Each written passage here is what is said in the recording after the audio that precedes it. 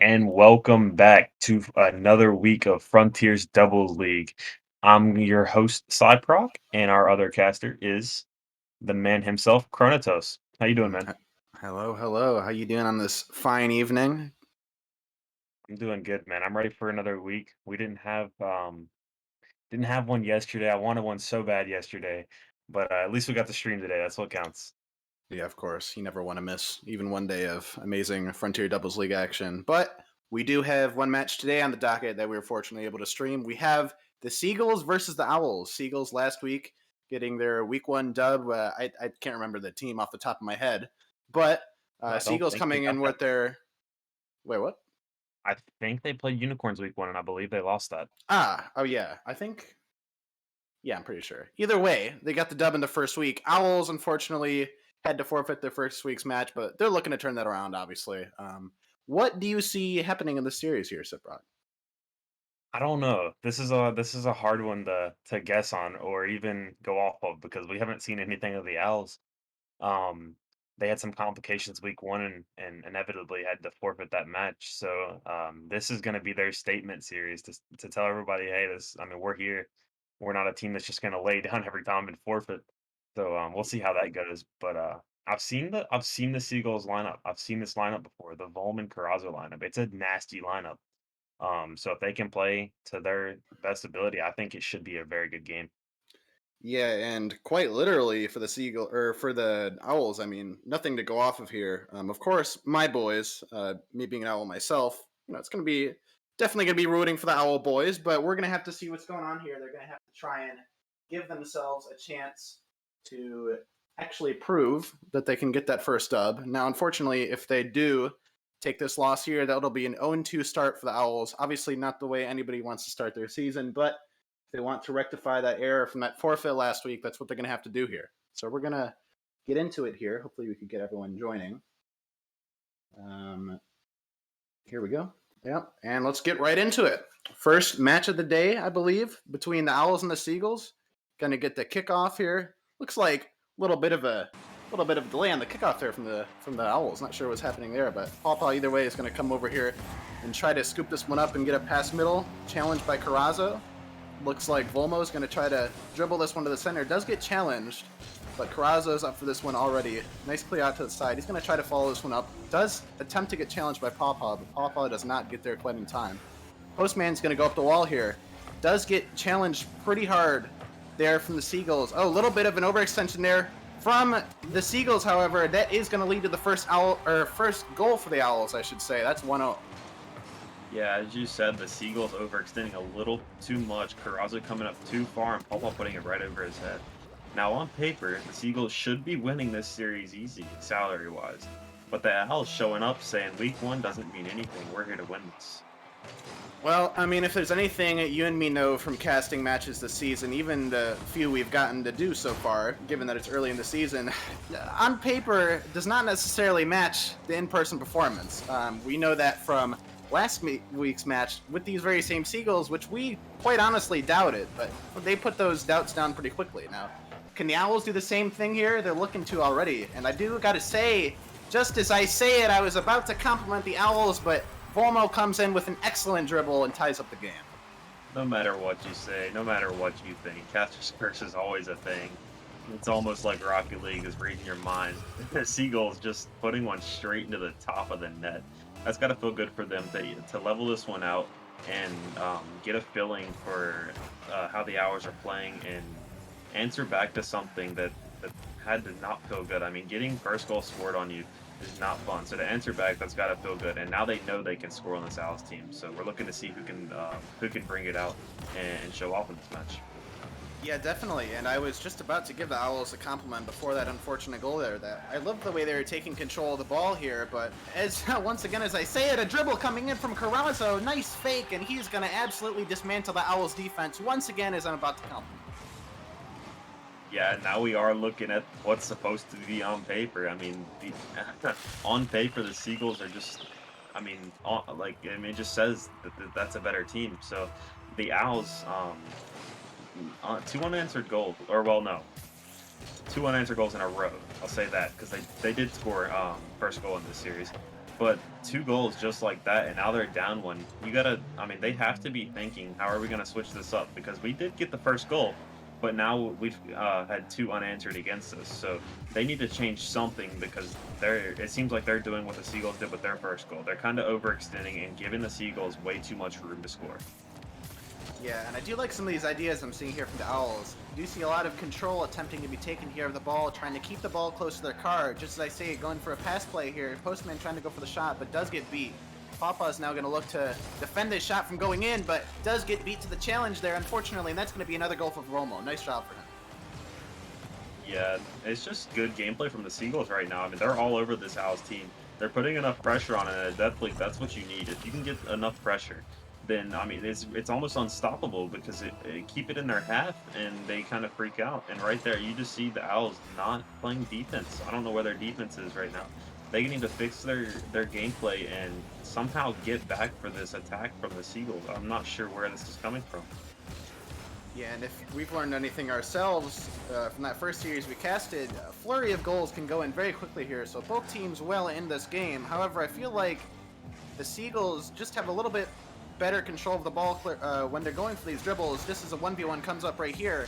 But I've liked the 1v1 opportunities that I'm seeing constantly arise here from the Seagulls. That's not a 1v1 opportunity, that's a 1v0, nobody in net, that's 4-1. Yeah, I'm sure Carrazzo's happy with that goal. They're kind of just giving them the open nets at this point and saying, "Here, take the ball, put it in the back of our net. We don't really want this." I mean, that was just I don't know. You can't really say whose fault that was, but just no rotation in the Owls half right now, and that's where you're seeing the 3-goal deficit here. 4-1, 2 minutes and 15 seconds left. The Seagulls have to be feeling good, and oh no. I can't feel too bad. They're up 3 goals, but still, the Seagulls almost putting that one in. The Owls probably thanking the Rocket League legends for that. Oh, speaking of thanking him, oh no, might not thank him this time. Can they get back to it? No, Postman does finish it off, and now you're almost trying to curse the Rocket League gods there. Almost didn't go in. Yeah, the Owls definitely gasping for air right there, hoping that one went in. If that didn't go in, that would have been heart-wrenching for them. Luckily, they get the slowest goal ever. Oh, The, oh, just a okay. mess on kickoff, I think. I'm not really sure. We'll have the Yeah, replay. Okay. yeah, looks like a little bit of a. I think Carrazzo was trying to do a little bit of a delayed or speed flip kickoff there, but not quite executed correctly, and that's gonna all of a sudden. Now we look back at that 4-1 attempt that the Seagulls had at the Owls net where it just went off the crossbar. And now that goal is the difference between extending that lead to 5-1 and now it's a tie game. God, if you're the Seagulls at this point, you got to be having that missed goal to extend that lead to 5-1 at the back of your mind because now this is a tie game. Yeah, the Owls tired of us talking crap. Or not crap, but tired of us criticizing their defense, and they're like, okay, we're gonna go out on all offensive. We're 4-4 with 1 minute and 47 seconds left. That's what is that? 3 goals within 20 seconds? That's ridiculous. The Seagulls have to figure something out. I don't know what they're doing right now, but their defense is not there. They're just not matching the Owls' intensity. I guess they kind of got cocky at the end of this game, and we'll see where it goes. They need to pull something out. Yeah, I like some of the. Ooh, oh, that's a nice shot. Kind of caught the defense off guard there from Carrazzo. He's gonna put the words down that we're throwing at him, trying to eliminate all these questions that we have about this team throwing that lead. They're gonna take it right back. Yeah, these players cursing the casters at this point. Everything we say, they completely defy it.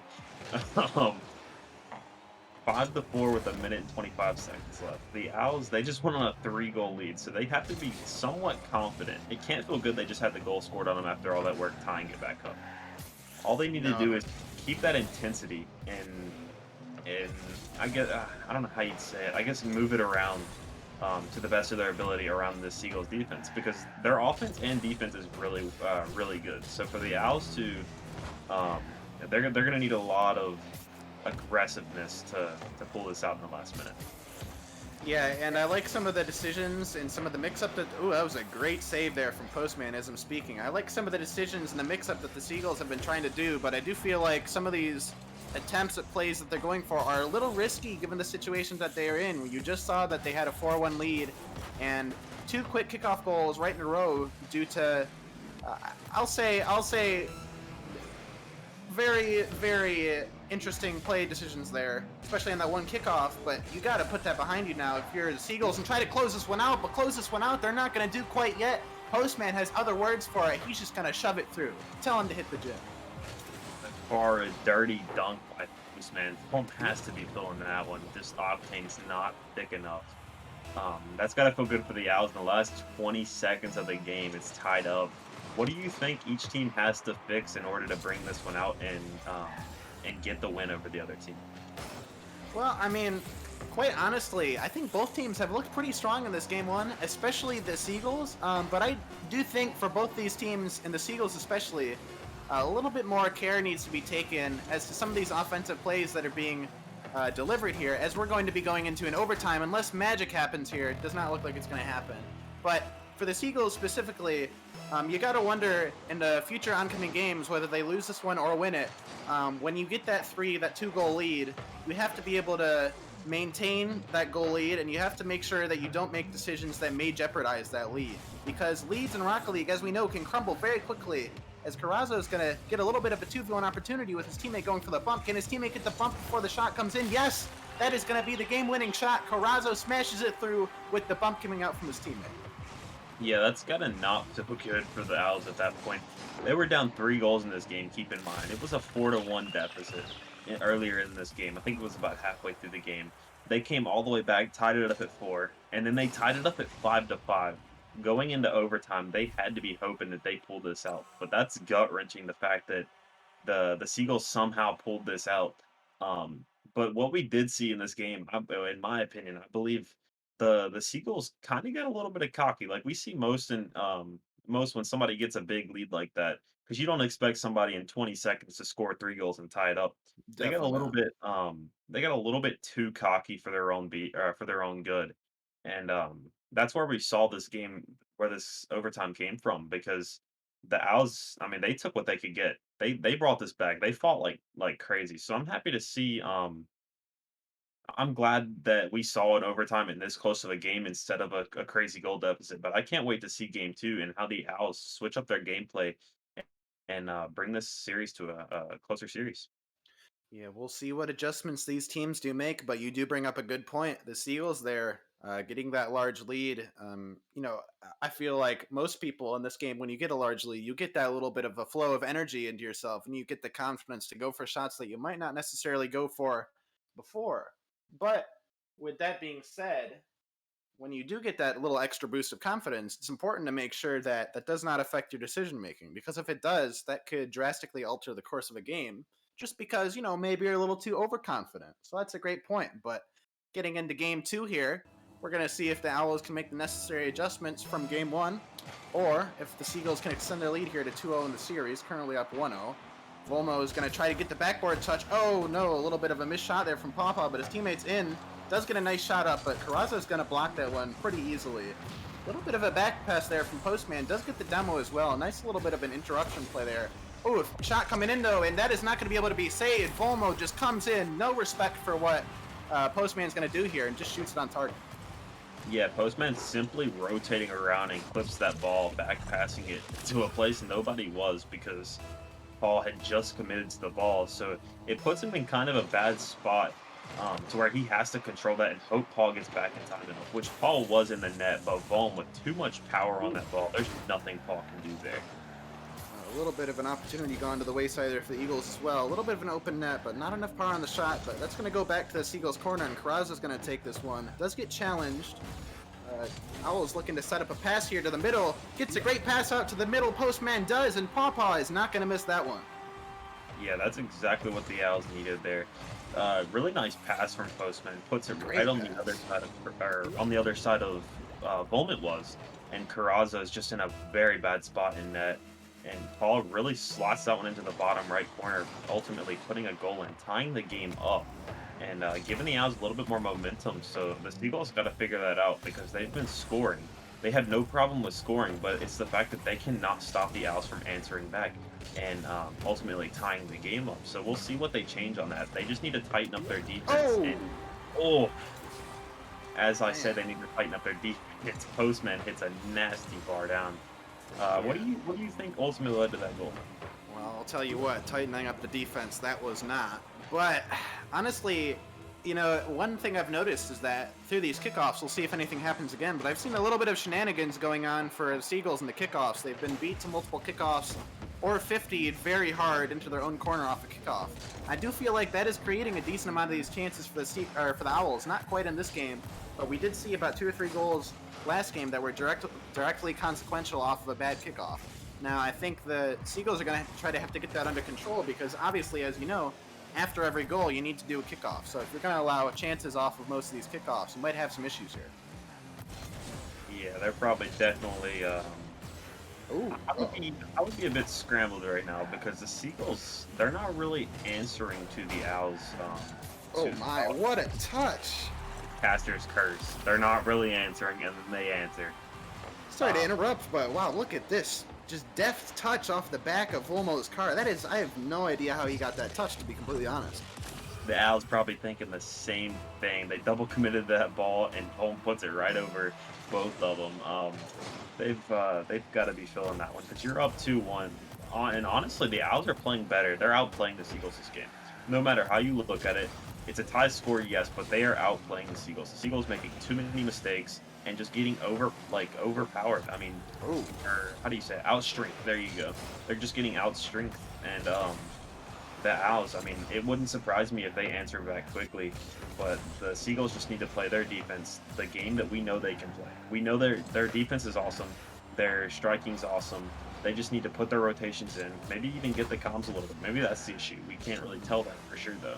They just need to get their game together and go out and beat the Owls. Yeah, and as we say it, the Seagulls are going to get another 1v1 opportunity. Volm does get challenged in time, though, and that is going to lead an opportunity for his teammate, who's going to go for a high pop there. Volm is not going to follow up on that one wisely. It's going to go for the challenge, though. It's a nice challenge down to the middle, but that challenge is met by a hard clear. Carrazza's going to come back and just get a nice dunk of his own. Seagulls looking to move up the field here. A little bit of a whiff on the defense here. Does lead to an opportunity. Pass out, and oh my god, that was an incredible pass if I do say so myself, and the Seagulls are going to take the lead. Yeah, and that's the offense that we know the Seagulls can have. They just got to put their minds to it, and that's what I was saying. They have a great offense, and maybe even a better defense, but they just had to put it together, and that pass is beautiful. Straight into the middle, and Carrazzo puts it top left. Nothing much the Owls can do there. That's just a beautiful play. They need to step it up and somehow answer back to maybe slow down the momentum of the Seagulls. Yeah, we saw the Owls get that little passing play of their own. The Seagulls say, okay, anything you can do, we can do better, and answer with their own. A little bit of a boomer here from Volm. That is going to go straight into the top right corner. Absolute laser. Yeah, we're starting to see the game that they were playing game 1, first half. They're just putting balls straight into the net. A 2-goal deficit now. We'll see if they can't keep adding and keep it up through the game, because game 1, and we both noticed this, it was pretty clear. They kind of gave up after they got that 3-goal lead, and the Owls somehow came back. Even though the Seagulls did win, that shows a lot of weakness in their defense and even in their aggressiveness, that the Owls somehow got back into that game after a 3-goal lead. So hopefully they can keep it. And as I say it, Postman, as you say it, knifes one. It just seems the Owl or the Seagulls get way too confident, and you could see Volm it almost looked like he pre-jumped that. I'm not sure. I think he did, as you say it, and that's kind of going back to my point I was saying earlier. Looks like the Seagulls going for a very low percentage pre-jump pass there, and I do have to wonder, once these 2-3-goal leads start appearing, is this affecting the mental a little bit of the Seagulls? You wouldn't think that'd be an issue, but I was a little bit way too overzealous of a play to go there and kind of just giving away a goal to the Owls, who are looking to put more pressure on. Shot there, but it is cut off by Carrazzo. And Owls not wasting any time, taking advantage of the space that's given here. Oh, a little bit of a pre-flip shot attempted there from Carrazzo. Not quite going to get it. Now the Owls are going to try to clear this one off their back wall. Postman going off the ceiling, does get the touch off the ceiling and a second touch. Great clear there. He's going to try to pass this in the middle. Actually goes for the bump. Carrazzo is going to try to clear this one now. Does hit it straight to Pawpaw, however. Now Pawpaw is going to go for a challenge. Does get beat to the challenge. This ball is just sitting dangerously in this corner here. Does go harmlessly across the net, though. And it's going to be put back to the middle by Postman, not before he gives himself up as a blood sacrifice, though. Now Pawpaw is going to put this one back to the center. Postman is going to come and try and boom this one to the backboard, see if anybody's here to follow this one up. Does not look like it, except Postman attempted himself. Pawpaw's going to go for a shot. A little bit too late, but there's a whiff coming out. Can this be turned into a goal? Oh, the fake! Oh, doesn't get it through, though. That was a really nice attempt. And now, all of a sudden, the Owl's starting to turn up this pressure. Pawpaw is still looking for a pass, but does not make contact. And now this is going to go back to Postman, who goes for a clear off the sidewall. He's not able to follow it up in time, but he is here for the challenge. He's going to go off his back wall. Uh-oh. Does whiff. Going to leave his teammate in a 1v2 here. Can his teammate get the pass off? No, he's beaten, and this is the opportunity for the Seagulls to close it out. They do not get it, and this is one more opportunity here for the Owls. Can they keep it up? Oh, no, that's unfortunate. Had to do a little bit more work there, but we did see once again the Owls start to ramp it up at the end of that game. Seagulls taking game 2, but I do feel like for the Owls, I like some of these attempts and a lot of the creativity, especially from Postman, that we're seeing, but I think a lot of that has to come a little bit earlier in the game. Yeah, I was playing a phenomenal second half of that game, just not able to put one in. And you saw the Seagulls defense did step it up there, but it honestly, I think the Owls have this third game if they play like they just did. The Seagulls kind of lay down at the end and stopped that aggressiveness, which I honestly did not like to see. They got, in my opinion, I think they got lucky that the Owls didn't slot one in the top ends because you could see they were both stacked on top of each other at the end of that game and really not pushing out much. And when they did, they got faked. As you saw, that was a really nice fake by Postman. Um, the Owls just need to play a better team game. And as you said earlier in the game, they need to get this going because they're playing catch up at this point, and that's not working for them in the first two games. So I'm looking forward to seeing how this third game plays out because the Owls playing a phenomenal game, but it almost seems like the Seagulls are kind of toying with them and not really taking them seriously. So maybe the Owls can punish them for not really thinking that they're competition.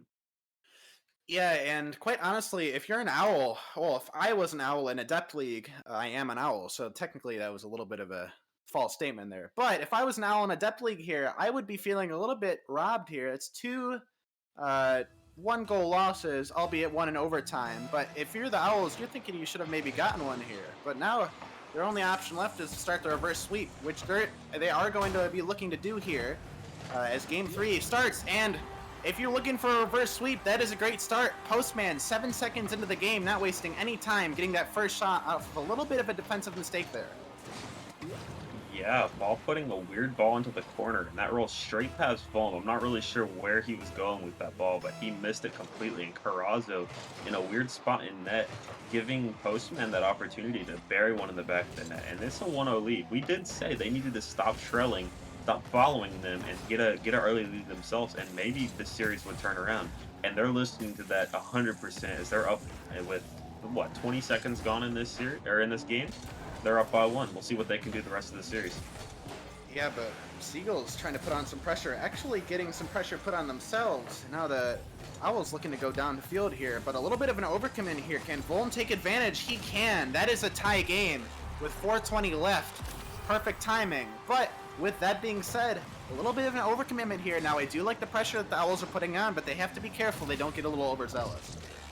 Yeah, the Owls just getting, and I would assume a little bit excited with that 1-goal lead, wanting to put it to a 2-goal lead to make these Seagulls team have little to no momentum at all. But they just overextended just a little bit too much and won't put one straight past Postman. So the Owls, I like that aggressiveness, and I mean that. Like I really like that aggressiveness. They just have to be careful with it because they pushed up way too far, and that gave the Seagulls a free goal. And in this series, you do not want to give the Eagles a free goal and to get them started again. Yeah, especially down 2-0, you really do not want to be giving out free goals. But Owls are going to try to keep pushing here. You know, they've been applying a lot of pressure here in the last, I'd say, 5 minutes of play between this game and the last game, but really not too many goals to show for it besides the one in the latter half of last game and the one very early on into this game. But I think, honestly, they need to do a little bit more passing between each other as Postman is going to have to get this one right off the goal line. Does try for another challenge. His teammate is not quite there yet. Okay, does get a touch on that one. That one is looking a little scary. Papa is going to get challenged again, though, and that's going to ricochet right back off their backboard. Getting a little bit scary and sketchy on this goal line here for the Owls. They have managed to see it through.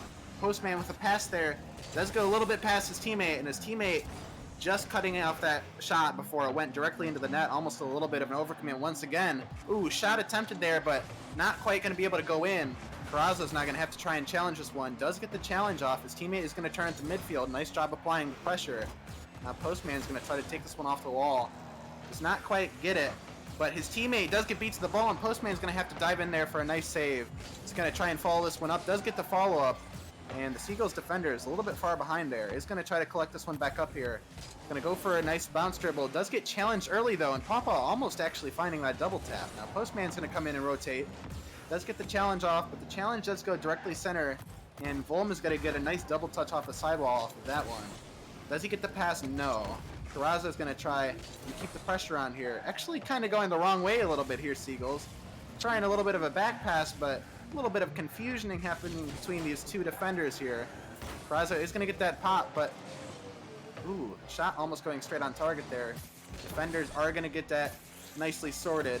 And a little bit more pressure here being put on by Pawpaw. Can he get that final touch out to the middle? Could not. Did get beat on the defensive side. And once again, still a lot of opportunities arising for the Owls, but they're just not able to put those final few steps to create one of these goals in. But uh-oh, a little bit of an opportunity on the other side. Pawpaw is going to get Flick to take this one out. But actually, it's coming straight back the other direction. Nice job from Postman getting that one. Now Volm going to try to 1v1, but his teammate actually comes in. Nice assistance there. Now Volm is going to get a touch out to the side. He's going to try to follow this one up himself.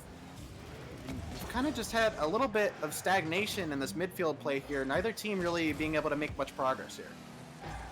Yeah, both teams bringing a lot of aggression in this game, and it's pretty much, despite the little mistakes, this is a very good game for both teams. The Seagulls definitely showing up, saying, "Hey, we still have our aggressiveness that we've seen before." But they need to turn it up just that little bit more if they want to score on this Owls team, because they are showing a lot more resistance in that midfield spot. Maybe even a few carry plays by either team would work, because right now they're kind of just pushing it back and forth to each other and not really giving themselves much time to think about scoring. And there we go, Postman putting one in. Yeah, you got to feel like it was coming eventually, and Postman just getting a nice pop there, getting above the first defender, and actually doesn't need to get that second touch. The pop was actually just high enough, and there we go. It's going to be an Owls with a 2-1 lead in this game. Yeah, it's got to feel good with a minute left. I mean, they get the 1 goal lead with a minute left. Now they just need to hold on to that lead and try to fend the Seagulls off. No matter how big of a win it is, they need to get that first win if they want to even think about getting this reverse sweep. Yeah, and none of these wins coming easy for the Owls, but that's not going to affect their attitude here. They've shown great resilience. Even when these opportunities at the midfield and at the enemy goal line have not been quite working, they've stuck with it, and now in this third game, they're finally see the fruits to their trees. Now, if they could just hold them off for 18 more seconds, Volm going to try to go for a shot, but not quite on target. Now, a clear almost coming out there, but a whiff is there on defense, and this is going to let the Seagulls put on a little bit more pressure here. Pawpaw needs to go on to challenge this one. He does. He's going to try to get a little bit of a dribble. Does get challenged. And now this is one more chance here for the Seagulls. Can they do it? Ooh, it's bouncing out to the middle. It doesn't look like they're going to be able to. And that final touch is going to do... okay. Almost thought that was going to be a bad bounce there, but it is not. And the Owls are able to close out this game. Much better showing there, especially, I feel like, defensively for the Owls. They've got to be happy with this game, but they still have more work to do. Yeah, the first 2 games had to feel good for the Seagulls, somehow pulling those out. But the Owls coming back in this game and showing that they can beat the Seagulls team and take it to a game 4 and hopefully a game 5. You know, we love the overtimes, we love the game 5s, we love all of the drama, we love it all. It's all amazing. But they definitely, I mean, 4 shots for each team actually, and it just shows the Owls had crazy defense and the Seagulls let in too many goals. I mean, for their liking. The Owls, this has to feel good though. They're gonna this has to be a boost of momentum for them, and hopefully they can come back in game 4 and send us to game 5, because we know everybody wants it. And we've definitely seen the best of 5 reverse sweeps many times before, both on the amateur and pro stages, but still a lot of work to be done by the Owls if they do want to complete this reverse sweep. We do still see a little bit of discrepancy here between, I feel like Postman has been creating a lot of these offensive chances. I do feel like for the Owls, one of the keys here is for Postman to be able to get Papa a little bit more involved in some of these offensive plays we're seeing because I do like a lot of the efforts we're seeing here from the Owls. But if they do want to close out this reverse sweep, I feel like we're gonna have to see a little bit more team-oriented play here. But if we can get everyone in, here we go. There we go. Game 4 finally starting up there. A little bit of a maybe somebody going to get a drink of water or something. Got to hydrate as a gamer, of course. Hydration's best. But we're going to get into this game 4. A little bit of pressure already be putting on by the Owls into the Seagulls half. But uh-oh, that's not the flip that he was looking for. Postman, and that is going to lead directly to a Volmo flick onto the net. And that is going to be an early lead for the Seagulls. Definitely not what the Owls were wanting to see. Yeah, Postman had that ball, but he kind of panicked when he saw the Seagull attacker coming up and trying to make a play on that. And that was honestly, that's one of the beautiful flicks you'll see in a Death League. And that was a very nice flick by Bowman. I'm sure he's happy with that. Not happy with the save though, as Postman puts one straight back in. I think we're gonna have a bit of a two-peat of Game 3. I think this is gonna be a very close game, and I can't wait to see it because this, I mean, both of their intensities have been turned up since the first few games. So we're looking to see a close game. Maybe the Owls sending us to Game 5. That's what I'm hoping for. No bias, but I want to see the Game 5. I'm trying to restrict my bias as much as possible, but yeah, they tied that one back up. Postman making deliveries, dropping bombs into the Seagulls mailbox there, but they're going to have to do a little bit more here if they want to win this Game 4, excuse me. Hotly contested game, as was Game 3. A little bit of a whip there, but a little bit of a similar playback here as to what we were seeing in Game 3, but a little bit of double commits here on the defense from the Owls. Certainly don't want to see that if you're an Owls fan, but it's okay. Pawpaw's going to try and put this one down to the middle. He does so, but the defense is there. He does just go for another challenge. Nice job keeping the pressure, but Pawpaw's going to miss that one, actually. It does lead to a pinch for Carrazza. Nice ground pinch. Now, this might lead to an opportunity if they can get to it on time. Ooh, nice pass out there from Volm. I like the infield passing here from the Seagulls, but oh, Volm just gets bumped by Pawpaw. What a clutch play there to deny the shot from coming out. And now Postman's going to try to play this one downfield, try to put it back to the other end. Postman's going to try and put this one across, but doesn't quite get the touch out that he would have been hoping for. Now Pawpaw's going to try and come on and put pressure here. Does get beat to that 50, unfortunately, but Volm's going to go for a 1v1 opportunity of his own. Did just have the flick, but it's not going to be able to flick that time. Now shot on here for the Owls, just goes high of the target. Another 1v1 opportunity, but ooh, Carrazza not quite doing obviously what he wanted to do there. Now he's going to get a 50 still, fortunately. Now Postman's going to have a 1v1 opportunity. Boomer! And that is a nice save there from Volm, really clutching up there in the defensive half. Looked like it could have been a goal incoming here, but oh, a little bit of a fake on the flick. Ooh, okay. You know, I like the ideas coming out here from the Seagulls, but a little bit of, you still see some gaffes coming out here from the Seagulls, unfortunately. Really from both teams, a little bit of an identical game from Game 3, if I do say so myself.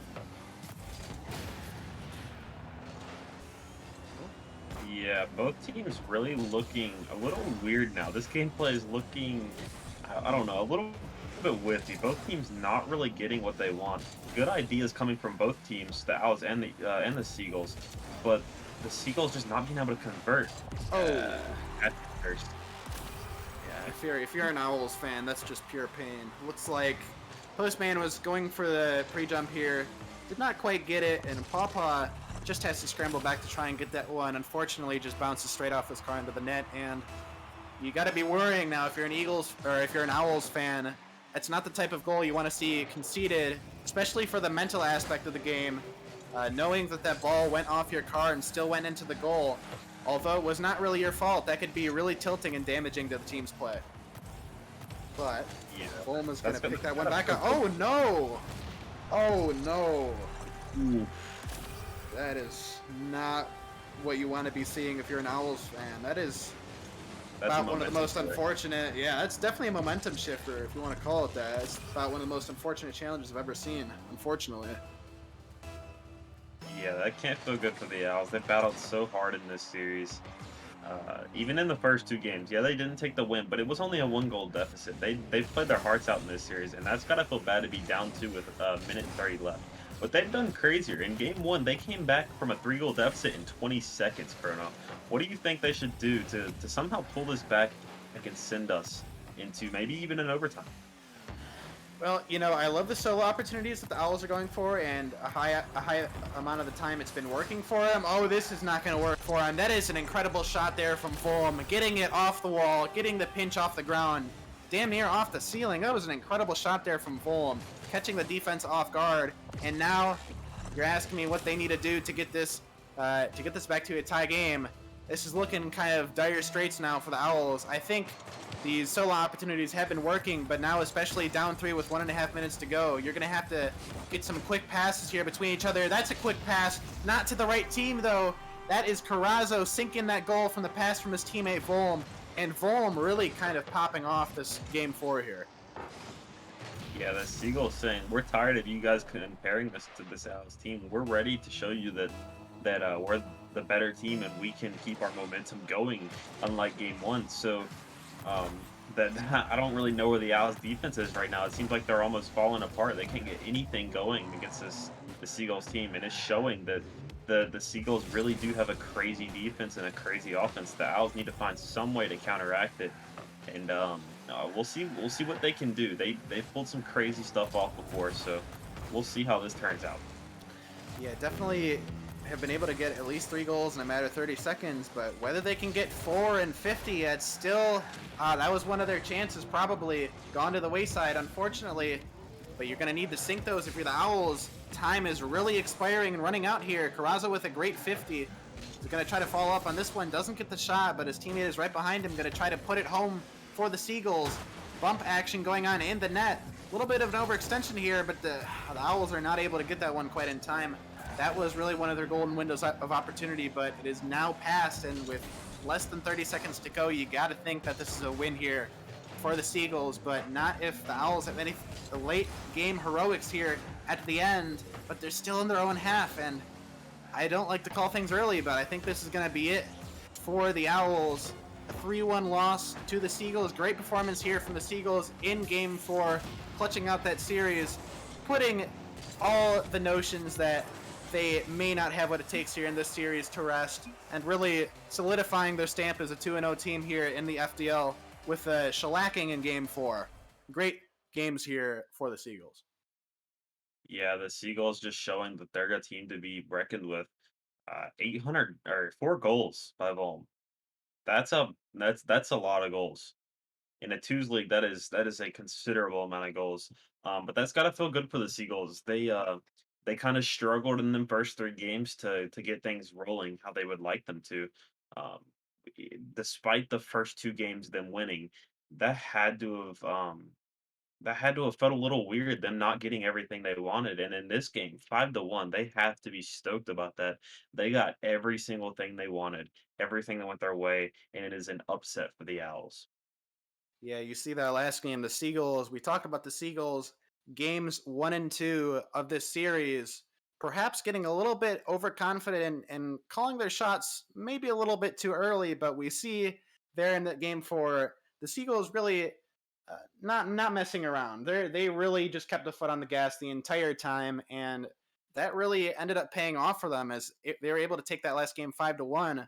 But hopefully, we're going to be able to get the winners of the series, the Seagulls, in here for an interview after the 3-1 victory. First of all, congratulations, boys, on your second victory of the season. You guys are now 2-0. First of all, probably near the top of your conference. How are you guys feeling right now? First I want to say that's wrong. I'm sorry. We lost our first week. Yeah, we're winning. Oh. But thank you. We appreciate that.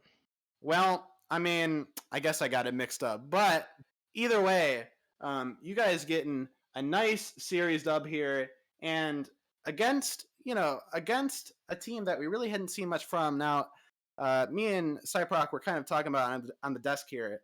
In that games 1 and 2, a little bit you guys got out to a very large lead in the beginning, and then a little bit kind of a comeback happening for the Owls. But in that game 5, really no questions being asked of your guys' performance. What was the difference between games 1 and 2 and games 4 of how you guys were able to close it out? I feel like honestly I had a lot of missed touches in games 1 and 2 that led to them getting good comebacks, and I even told Volm that in there, that I need to slow down and stop putting him in one v twos and overcommitting. I put him in a lot of those situations and messed that up, so I slowed down my play a little bit and tried to get our team playing better. Yeah, one of the biggest things for 1 and 2 is we were doing really good, but there was a lot of 1 and 2 situations. So when we were going in, we were like, hey, we got to make sure that we don't overcommit, because that's mainly what got us beat is when we overcommitted on passing plays, on missed touches, or if we just missed. Um, they were very strong defensively game 3, and the Eagles have the game 3 curse. We go up the first 2 games, and then game 3 we come back and lighten the load a little bit. And so we were trying to break that today, but they played very good defense on game 3. Yeah, definitely. And apologize for my ignorance, but you guys, speaking of passing plays, I got a lot of bangers out there today. Got some clips going for yourself, but let me ask you: have you and Carrazzo, Volm, or Carrazzo, one of you wants to answer, have you guys got a little bit of chemistry? Because from what I was seeing, man, that looked like a little bit of chemistry. Funny story. Me and Carrazzo try to play as much as we can with each other, and when we first played together, when we met in tryouts, we even tried to play even when originally he wasn't on the team. Um, but we definitely had to work on, both of us like to be aggressive, and it definitely came with a lot of like practice, and picking each other up, and hard comms, because when I play with Jay, me and Jay have known each other for 6 years. We don't hard comm. I don't comm at all because I played with him so much. But with Carrazzo, once we started hard comming, it was a whole different game. It was a whole different story. And I'd like to chime in on this. As Jay or as Volm said, we actually did play together a lot after the tryouts. I didn't get the spot in the first tryout. I was actually traded from the Hydras to the Seagulls later on in the preseason. But me and him actually clicked a lot. We're both in the emergency responder field, and we know a lot together, and we share experiences that we've had, and that makes us closer, I guess you could say, through that. But just with that common field together, we click together from that, and A I lot think of we war do pretty good stories. together. A lot of horror stories, yes. Yeah, yeah, definitely. You guys putting that chemistry onto the field here today. And my final question before I give way to my partner here, Cyproc, but we got to ask it every time we got people on here for an interview, of course. But if there's one team where you're really looking to face off against, or you're really looking to challenge, further down in the season, what would that team be? I've answered this question before, Vaughn. You can go ahead. mm, mm, I don't know, man. I don't really have a team. I'll take on anybody. Everybody that I have scrimmed against, everybody's good. Everybody's around the same playing field. Um, you know, I look forward to playing everybody. I don't really have a specific team.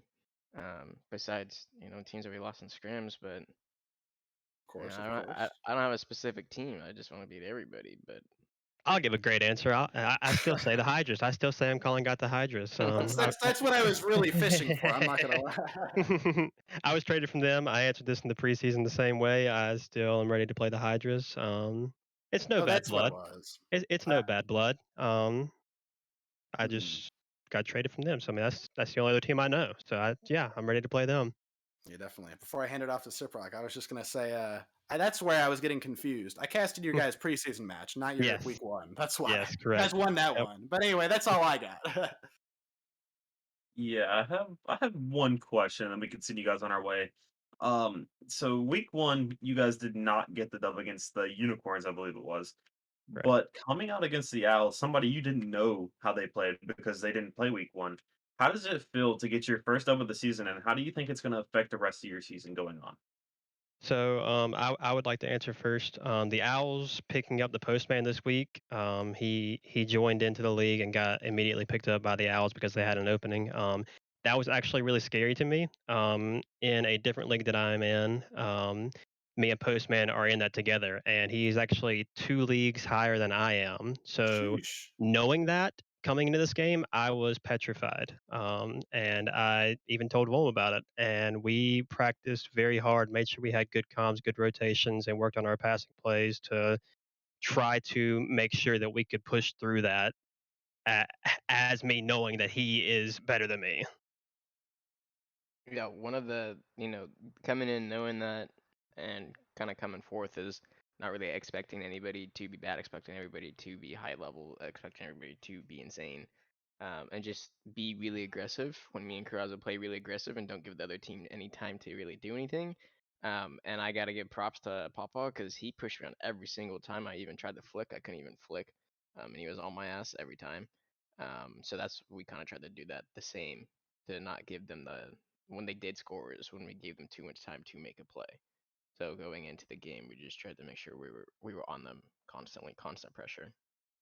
Well, I'll tell you what, there was a lot of constant pressure there, and if you guys were worried about, anybody not being on a level playing field, you guys sure looked like you're on a level playing field with them today. But congratulations once again on your 3-1 victory. FDL is going to be back at 9 o'clock Eastern time for the next match between the Unicorns and the Griffins of Star League. So don't go anywhere. We'll be right back.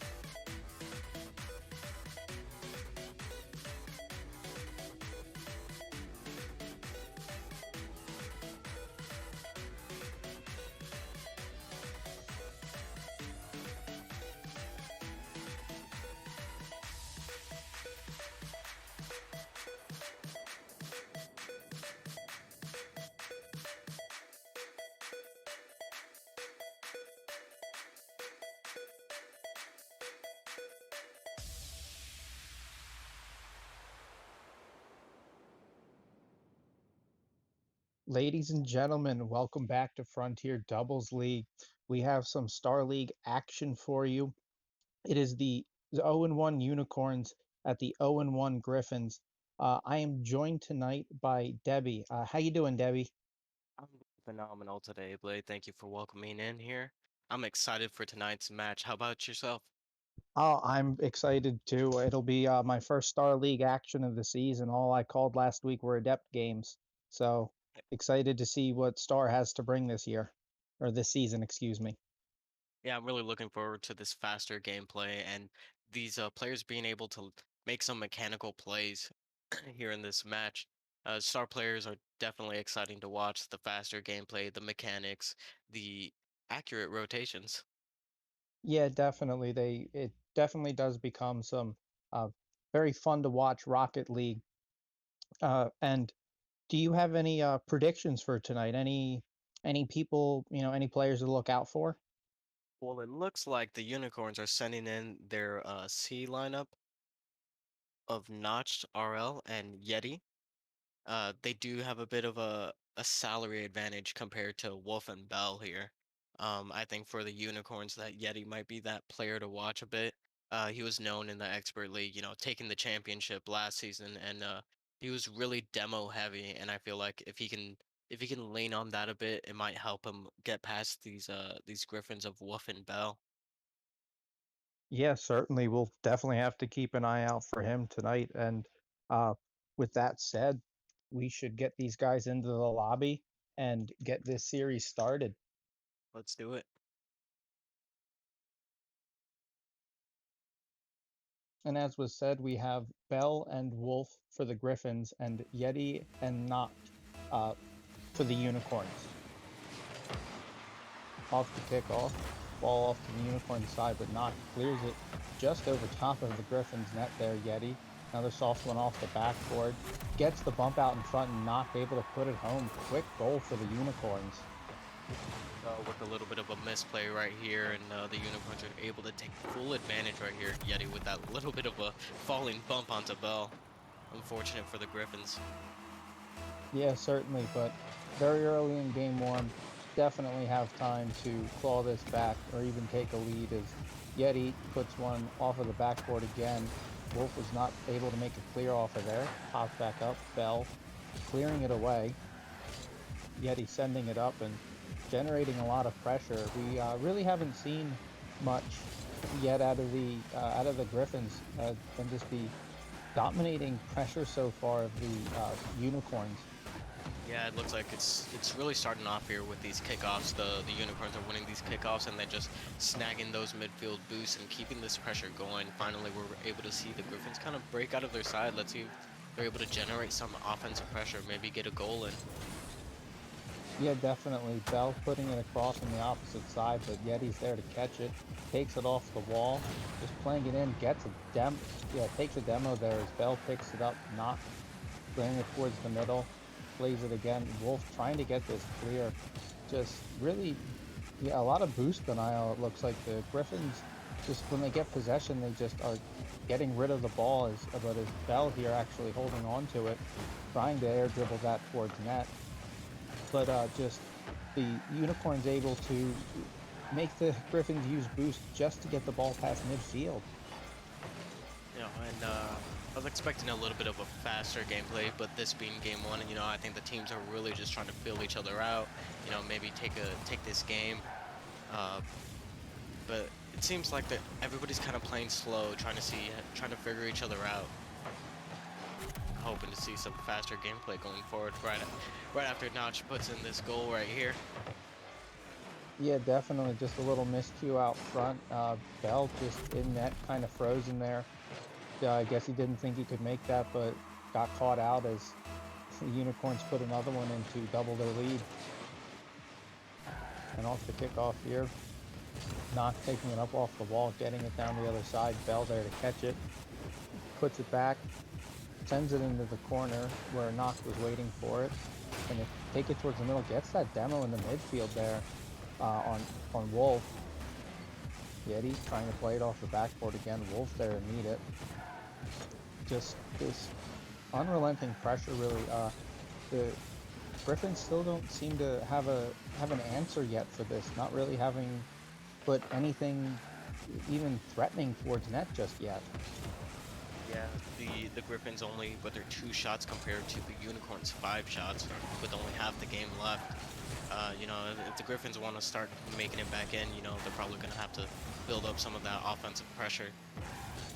You know, just like that, Wolf, you know, gets a good clear. Bell with control, Yeti with the clear. See if Griffins can break out of here. Notch goes for the shot. It's a little bit high. Bell with control. He's got some space. Oh, the Notch takes it away. Notch with plenty of space to work with here.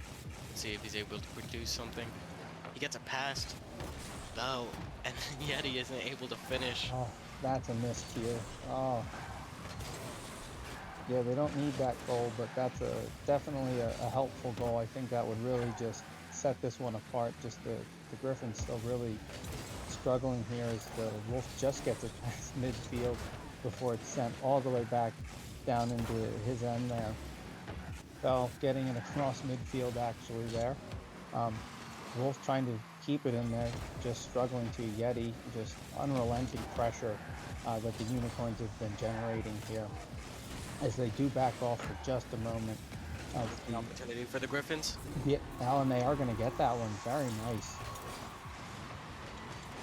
Yeah, you see, you see Yeti kind of with the misplay right there. I think he was looking for Notched, but gets a soft hit there, and Bell's able to completely capitalize on that. Bring this within 1. Yeah, certainly making it interesting, and that definitely makes that Unicorns miss look a lot more important now if the Griffins can find another one before time expires here in game 1. As it's off of the backboard on the Unicorns half here. Wolf playing it in the corner to himself, trying to center it out front. Knocked off the backboard, sending it all the way back down where Bell, taking it in his own corner. Slow playing it, decides not to, lets it off there for Wolf. He picks it up, gets a flick over on the sidewall there. Yeti just sends it across. No, not really much of a center there, just clearing it across the offensive zone as Knox puts it back in. Gets up on the wall there, puts it out front. Can he get the finish? He can, as it just rolls across the front of the net there, tantalizing as ever as we have 15 seconds left. Oh, this is an opportunity right here. Bell again able to capitalize on the Unicorns right here. You know, Wolf with a really great demo right there. Opens up all the space. Yeti with no boosts. He's unable to get back and defend that shot from Bell.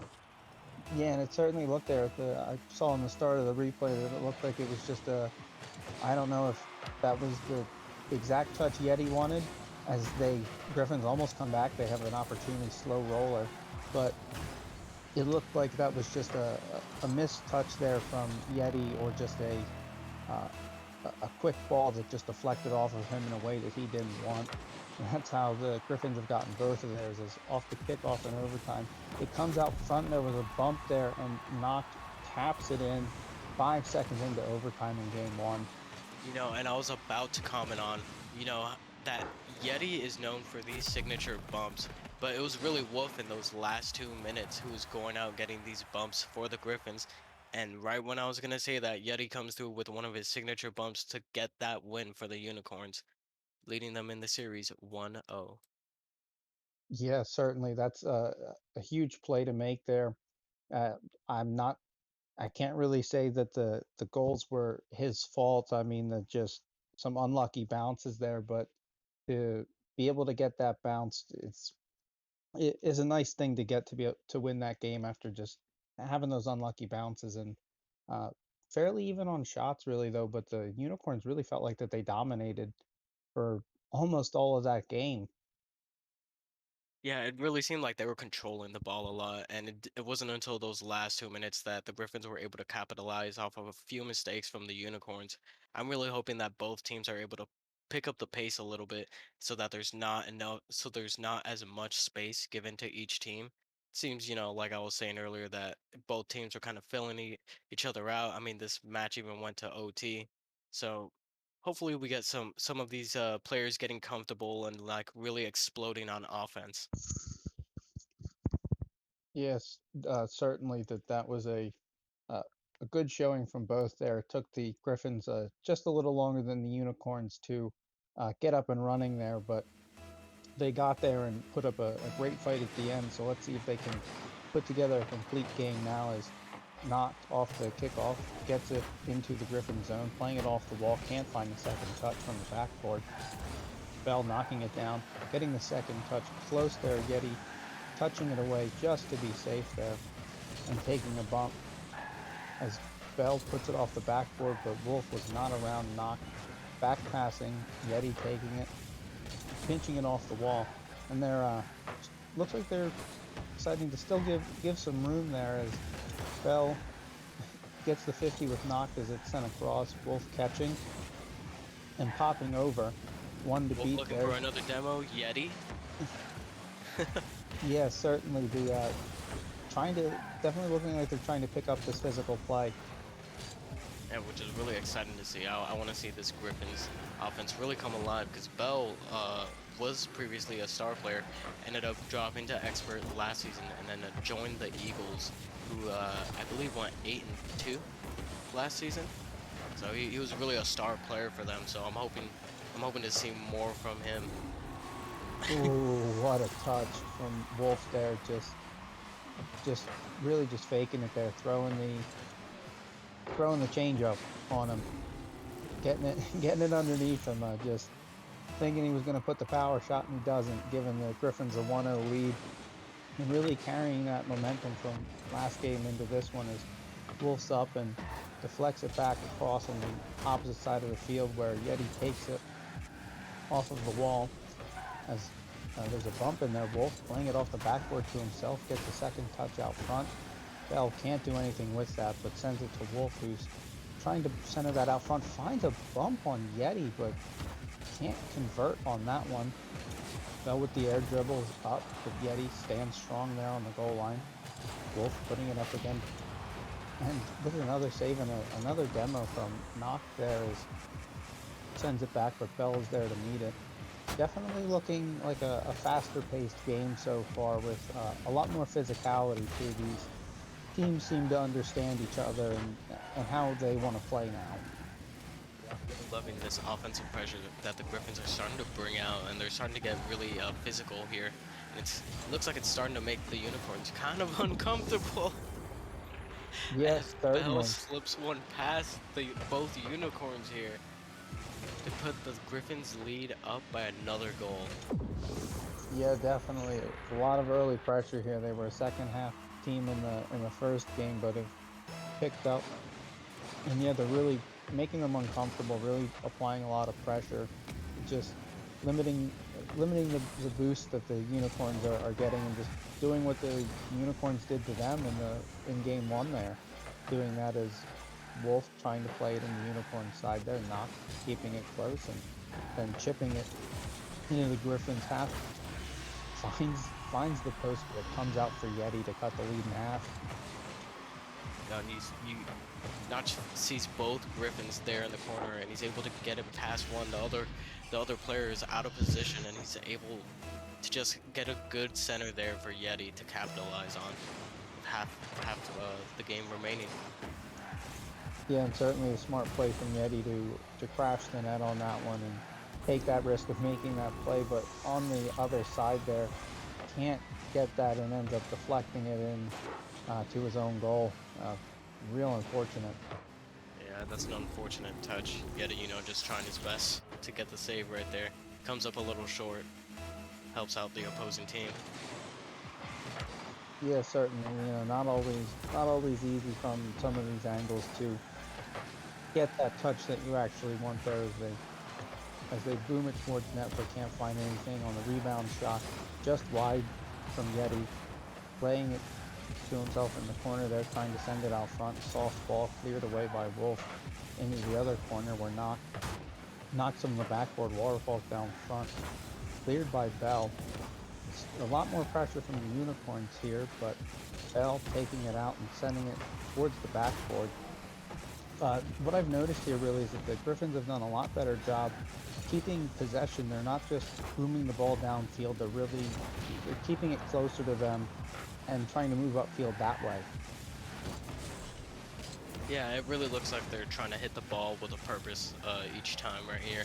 They want to minimize the amount of time that the Unicorns have on the ball, and it's really working out for them. The Unicorns have been on defense a lot, and they've looked uncomfortable a lot. They've had very few opportunities to make a play. Notched with a diving save right there. Let's see if we Yeah. can turn this into an opportunity for the Unicorns. Oh, got back on that one. Just a great play there, but a one-on-one here. Can't get the fake. Knock standing strong, knocking it away. Yeti off the wall with it, trying to get that, but cut off by Wolf. He takes it up himself, trying to find a double touch. Can't. Knock. Taking it off the backboard, where it's caught by Bell. Has an open net. Rolls a little wide, just a little wide. That's But unfortunate. it does, just another one of those ones you wish you had. Yeah, you know, that would have been some nice stat padding right there for the Griffins. But Yeah. you know, they still have the lead. They're looking pretty comfortable right now. Fat Wolf sitting there stalling a bit. He knows they have a 2-goal advantage. Bell with a close save right there. Yeah, ooh, that was a little hairy. I think it's safe to say, you know, the Griffins are gonna walk away with the win right here and tie up the series 1-1. You know, if you're the Unicorns, how do you bounce back from this, Blade? I think you have to do what you did in game one and work on trying to win that boost control game, to try to dominate that midfield boost and let that give you the boost needed to try to get those boost steals and keep the Griffins pinned down in their own goal. And that did work for them and in the first half of game one. And then they just weren't able to maintain that.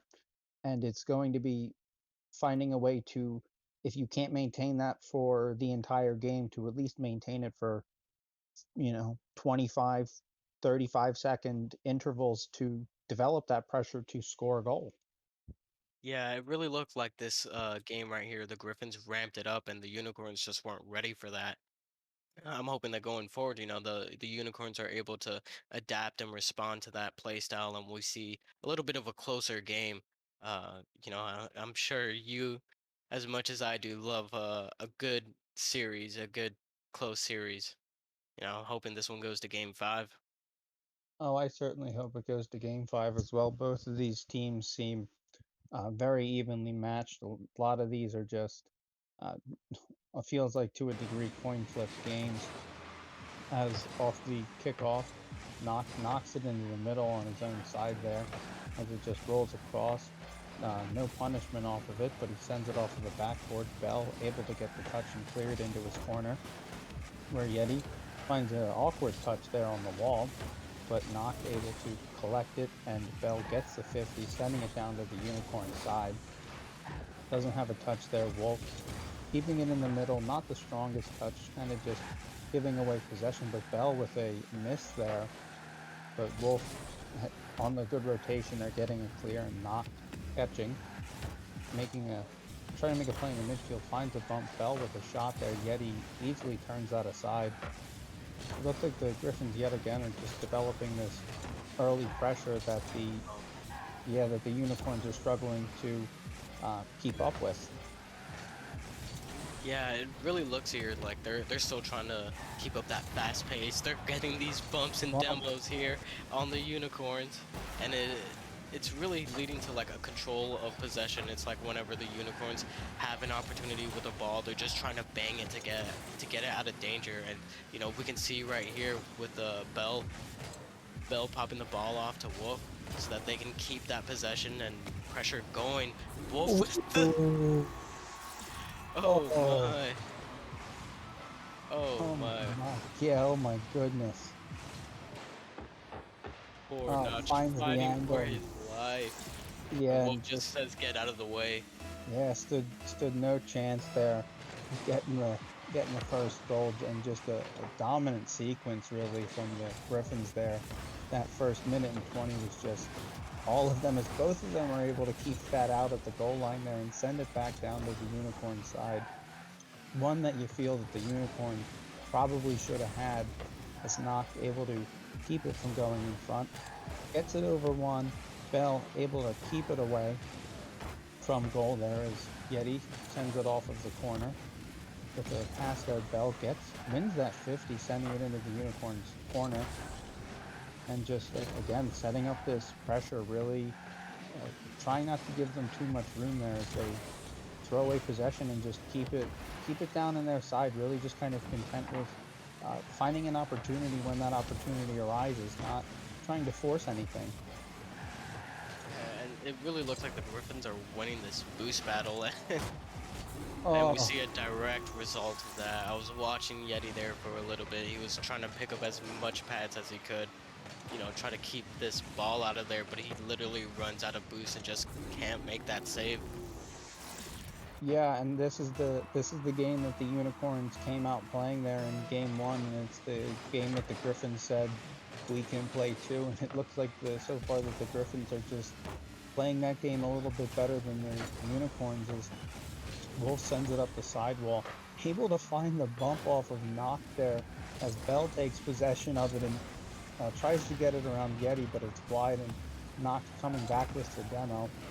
But Wolf just keeping it down there, keeping it near that goal, keeping that pressure on, getting that first touch, getting it around Knock, and just waiting, kind of just content with, yeah, just keeping it down there, just not really having to score if they don't need to, just killing time. The Unicorns are going to struggle to score from down this side, though, as Knock is taking a dribble down to the other end, gets the flick, but puts it wide.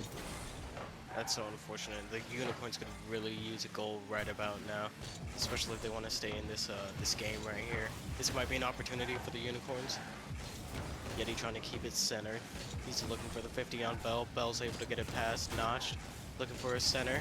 Yeti's not there. Bell with a booming clear downfield. Yeti's gonna take control of the wall. Bell with a center. Notch is there to clear it out. Wolf with another demo to relieve all that pressure. Yeah, And really just being incredibly physical. it's I'm glad to see the Griffins are coming out here and playing a more physical, a more faster paced game, and it's working against the Unicorn. So I don't see any reason why they should stop. And it's really been able to save them a few times where they get some crucial demos to relieve all the pressure that the Unicorns are trying to generate to get back into this game. Yeah, it just seems like that the Unicorns are really, yeah, just struggling to one, get the ball into the Griffins half. As Yeti though finds a demo and Knock pushing it around, but the Wolf spawned on the same side and Knock ends up pushing the ball back into his own corner. Again, just not being able to develop pressure there, but Knock with another demo and winning that 50, sending it down towards the Griffins half. It's up in the middle there, but Bell was back clearing it out, just sending it back down as with 10 seconds left. The Unicorns down by 2 and looking to go down 2, or looking to go down 2-1 in this series. They get one back as a consolation prize here to cut that lead in half as time expires. Taking one for the road. That's a good way to end a game. Even if you lose, it's good to end on a goal, go into the next one with some momentum. Yeah, certainly. It's good to at least have one.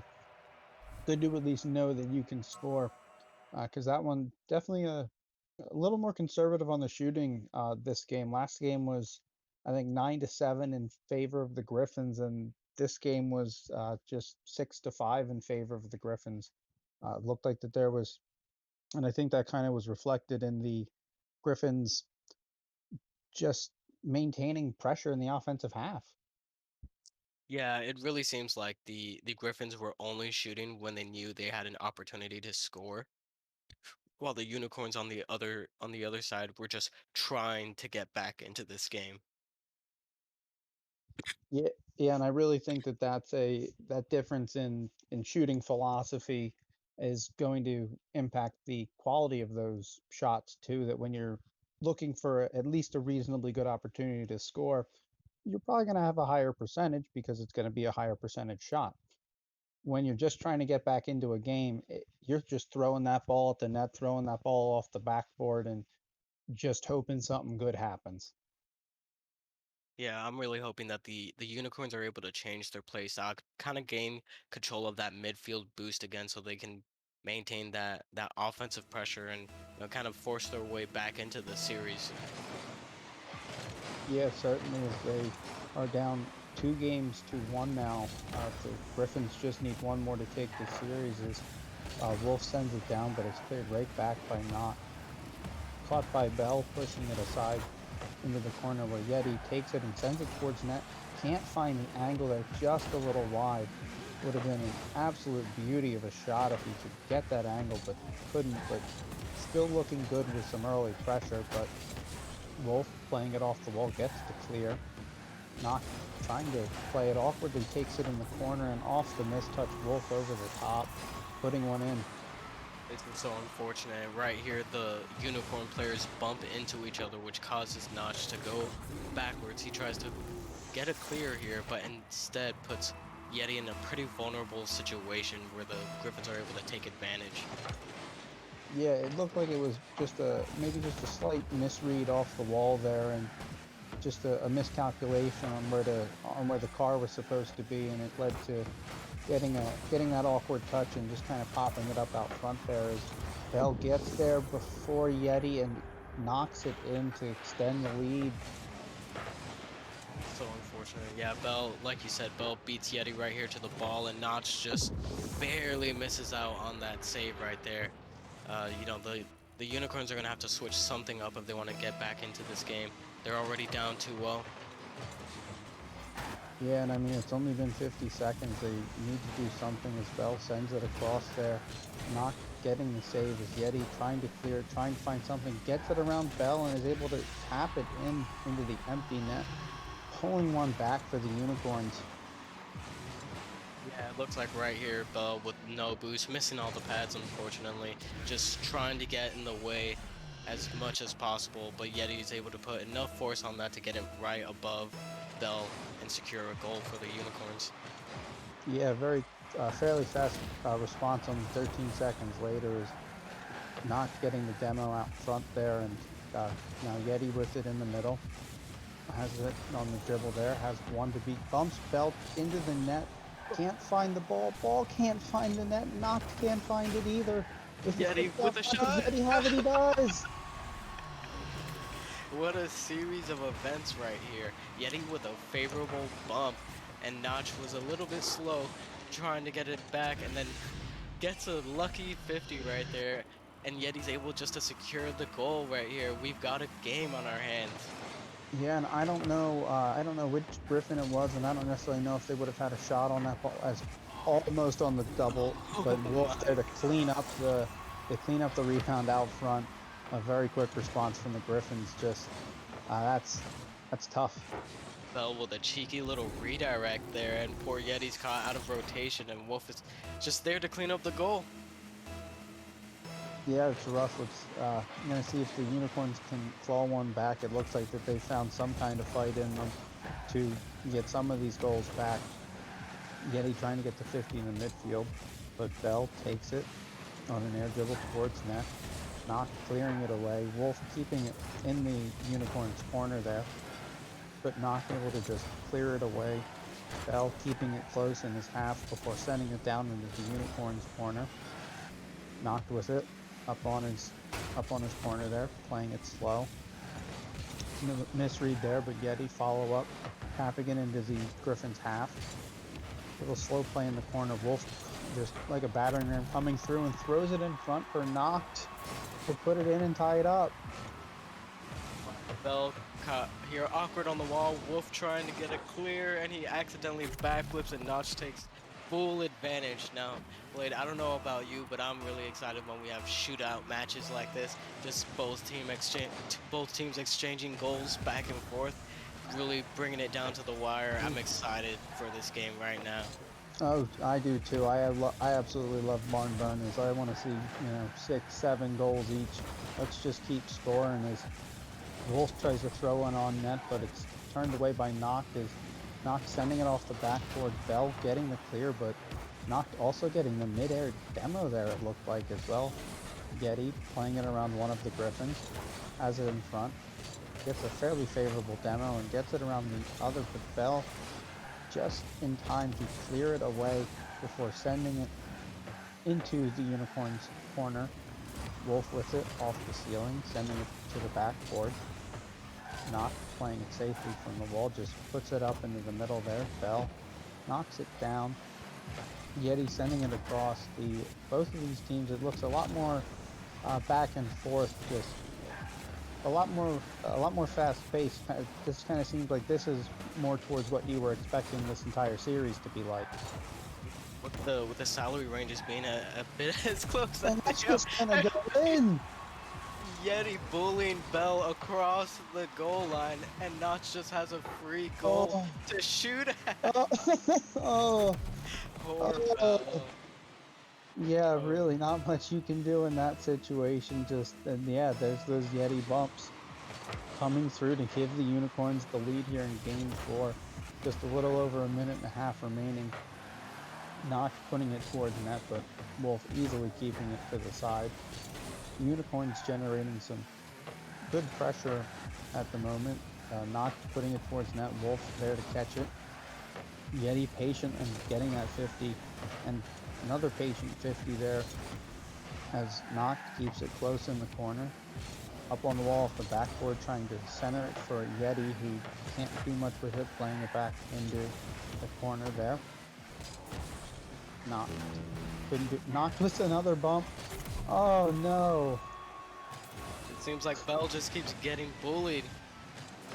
Notch just waiting for Bell's touch, and then just says, "Get out of the way! I'm scoring now." Oh my! And even on the replay there, even from Yeti's view, that Wolf was getting bumped by Yeti as well. Looks like the Unicorns are really coming alive this game, which is, as a caster, sitting here watching these exciting games, there's nothing more exciting than going to a Game 5 if the Unicorns are able to, really pull this one out. Yeah, certainly is.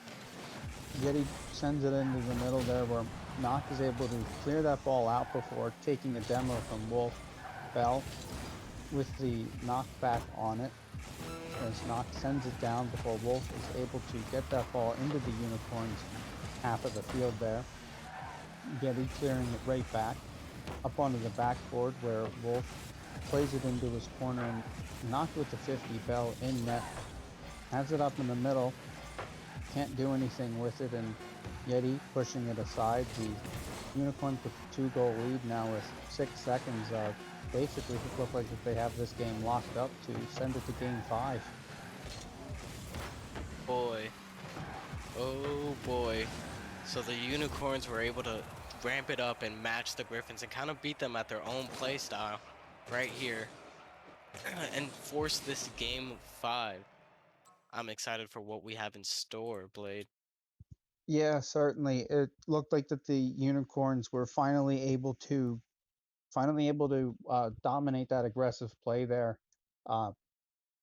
Really coming out and showing up 13 shots to 9 shots. Definitely a lot more of a barn burner there, and just putting a lot of balls on net. And the Unicorns uh, able to find 5 that game. If you're the Griffins, how do you make sure that you dominate that midfield boost and be the more aggressive team going into Game 5? So I would say here that the Unicorns are playing extremely aggressive, and if you're the Griffins, you probably want to kind of make them make mistakes or give away that possession. Of course, the Unicorns are kind of going for those bumps and demos, so you want to try to also boost starve them. Kind of just do the reverse of what they were doing before. You know what I mean? Mm-hmm. And maybe they walk away with the win here. But Yeah, certainly. Now we got just Just one left. Winner of this one takes the series. I'm excited for this game 5 right here. As Wolf Yeah. versus Yeti on the kickoff. We have Notch already clearing it down the field. Bell taking control. Notch with a center. Is Yeti able there? Yeti's able to. there. Yeti's there, and he secures a goal for the Griffins to take the lead here in Game 5. 1-0. Yeah, definitely Unicorns this time with the quick start, really coming out like they had in game 1, getting that early goal in that game as the ball is sent back into the Griffins corner. Yeti getting the 50 with Bell there, but Bell able to play that into the middle for Wolf, who can't find the touch on the pass as it remains in the Unicorns corner. Not playing it forward, Bell back, tapping it into the middle, but Yeti sending it across field, getting demoed by Bell on the way. Not just absolutely booming that ball back down where Bell catches it on the backboard, keeping it close in the corner, Not with the pressure, sending it towards the middle.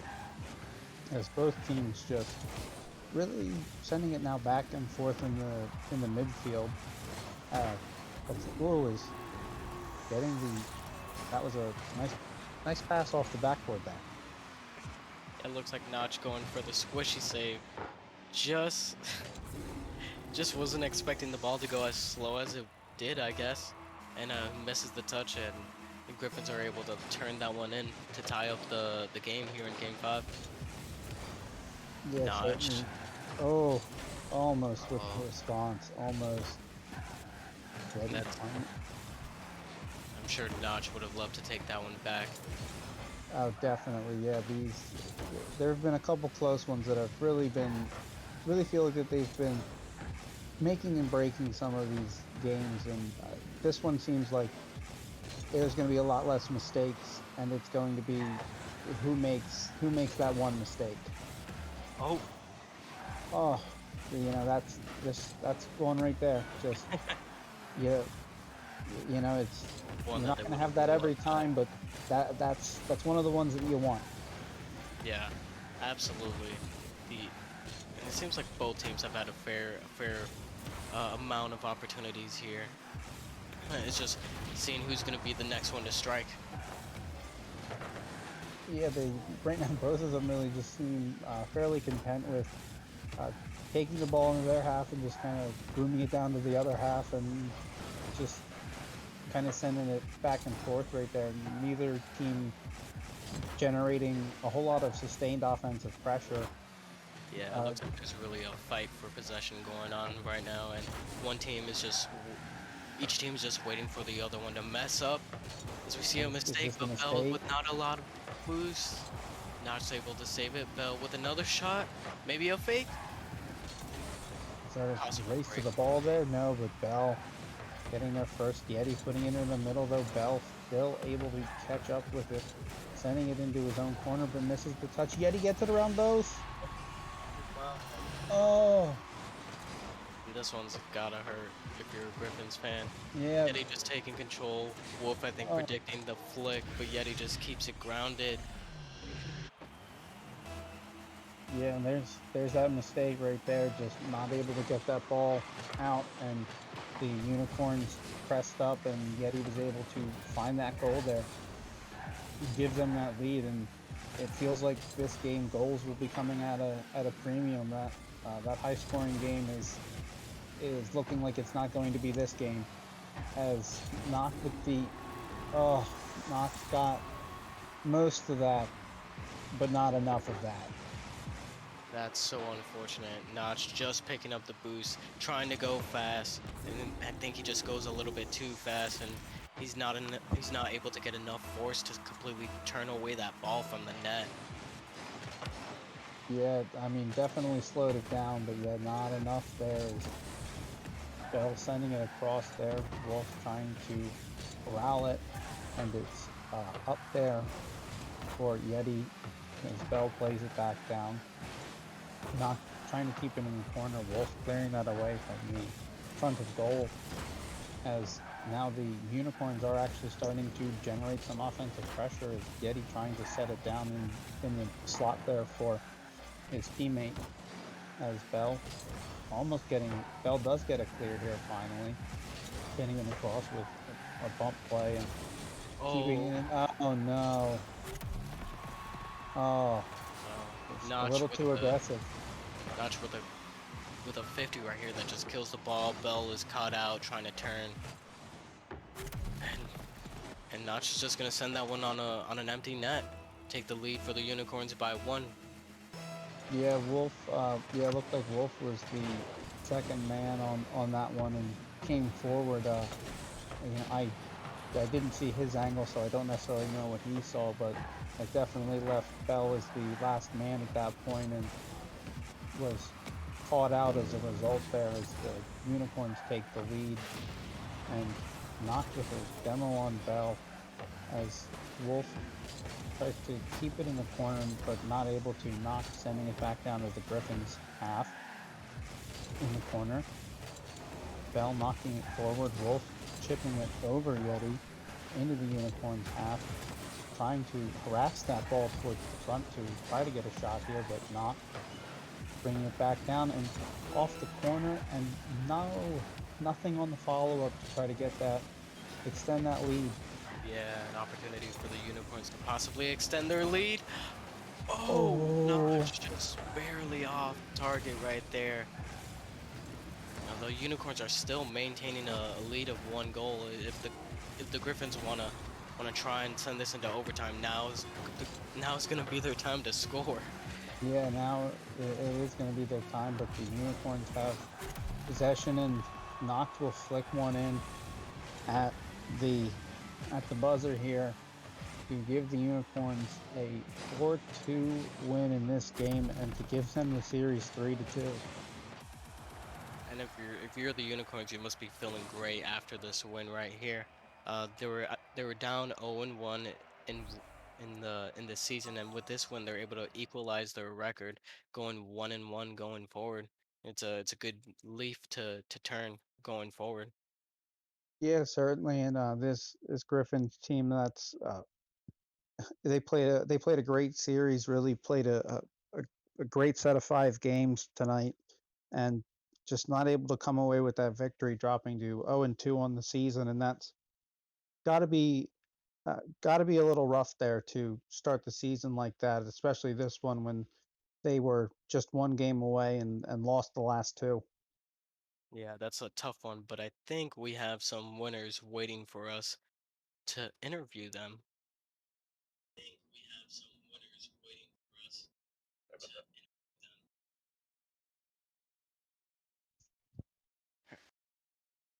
All right, we got them in here. How you doing, Noct and Yeti? Congratulations on the win. Thanks, appreciate it. Yeah, congrats, you guys. How are you guys feeling after that win? Oh, Going I'm all the so way to game 5. It must have been a little bit nerve-wracking. Yeah, definitely. I think me and Noct right there just made the adjustments we needed to after we lost the 2 in a row. I'd say And the what adjustments did you have to make? Well, the way we won game 1 was just pretty much keeping pressure on them, and then after that, for some reason, like I just started playing different as well, and just like I just sat back, kind of waiting for their clears and not playing very much offense at all. And once we realized that was the problem, I kind of just started being a monkey and ball chasing and trying to just make them awkward as possible. Yeah, it seemed like for a while there that they were kind of playing your old play style, going for a lot of bumps and demos. Was that a little bit strange to be on the other side of that coin? Yes. Oh, every time I was in net on defense, especially in the 2 games we lost, I was as soon as I saw Wolf in front of Bell, I knew there was a demo or bump coming my way. Yeah, so what did what was the thought process after losing those 2 games? What were you thinking there? Just having been beaten by the Griffins in those 2, using your own play style really. Nock, do you want to take this? um I mean, after we lost the 2 games, we really just decided to set in our play styles because like what we were doing was we were rotating, but we didn't really have a goal in mind. So I took the lead of like second man attack when he's done, but Yeti was just the ball chaser pretty much. Right. And there was a moment there in that game 5 where the game was tied about, I believe, 2-2, and there was kind of like a fight for possession, halfway into the game. Were you guys a little bit worried at that point?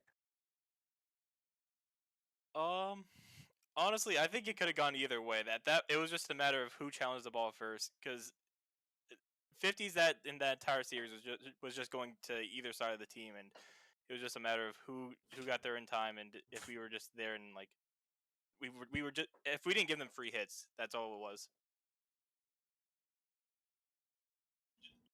Yeah, Blake? and that was something I noticed too, was that it looked like at the start in game one that you really weren't giving them space to get those free hits, and then you got away from that a little bit.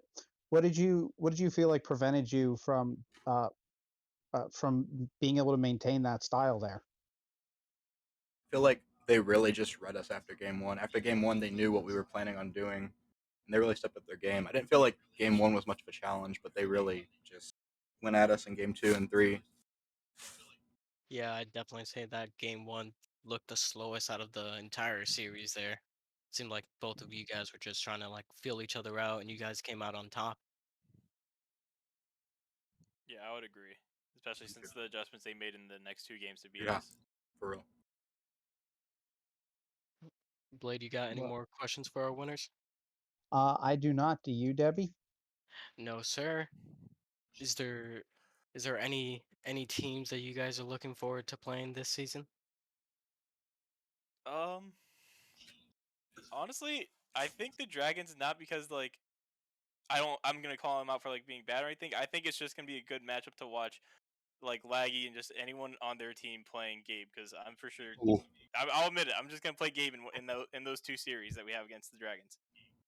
Oh, okay. Okay. But I like it'll it. be a I like the good game. confidence.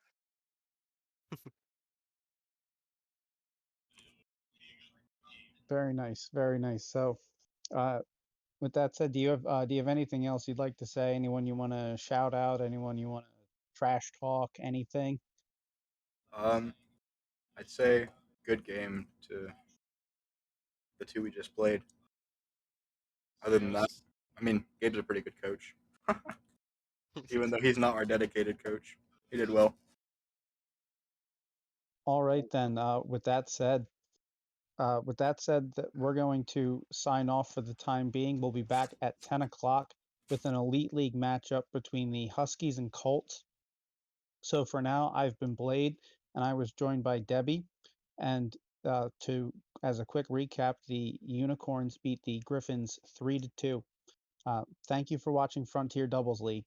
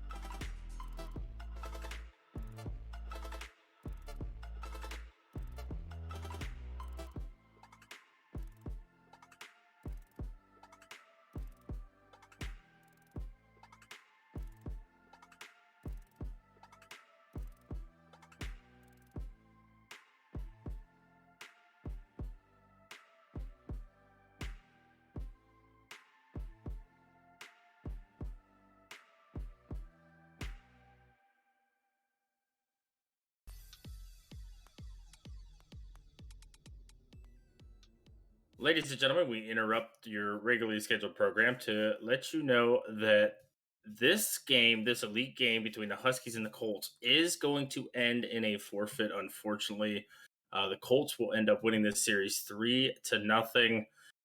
It is a very unfortunate set of circumstances, but please stay tuned because we do have another match still yet to play at 11 o'clock. So I don't know if the stream will still be up, but if it is, please stick around and we will definitely see you then. Thank you guys so much for sticking around, and we will see you next time.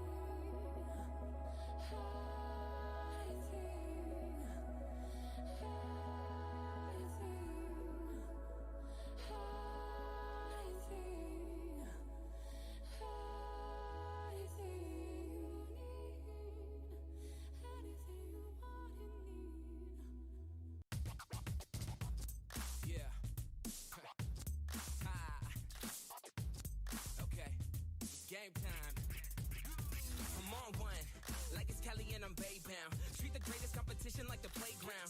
Freestyling Jay Spin and make them say wow. Then I beat the brakes off until I'm stay down. Became a king from a common man, and I turned my worst critics to my staunchest fans and worked at it until the world was believing. They gave them no choice but to see it. They say the greats always aim high and still stay grounded at the same time. And so they see a sky native with a hang time. That's why ain't no one can see us when it's game time. They say the greats always aim high and still stay grounded at the same time. And so they see a sky native with a hang time. That's why ain't no one can see us when it's game time.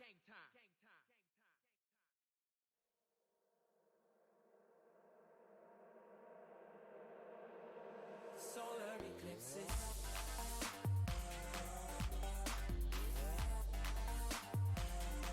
Solar eclipses.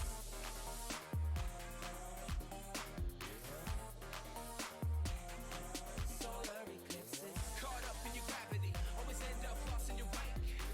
Intoxicated, maybe we get started again. Caught up in your gravity, always end up lost in your wake. Intoxicated, maybe we get started. Maybe feelings change, I can remember all the reasons why we've been separate ways. Feeling all alone in your company, keeping you captive in busy chains.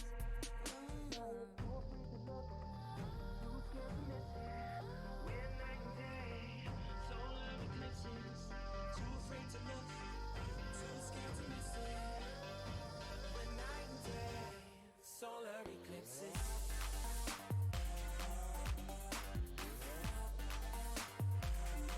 Solar eclipses.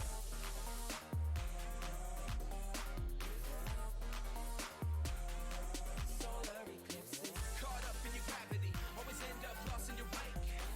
Intoxicated, maybe we get started again. Caught up in your gravity, always end up lost in your wake. Intoxicated, maybe we get started again. Tomorrow we build, depends on the future we want, we can make it as real.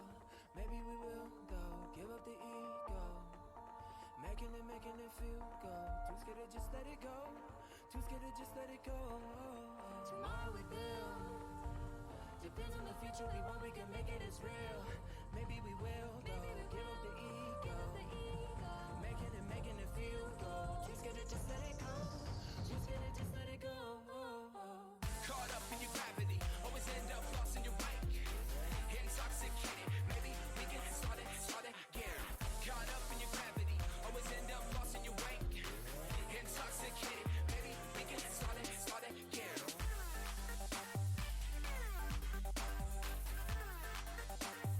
We get started again.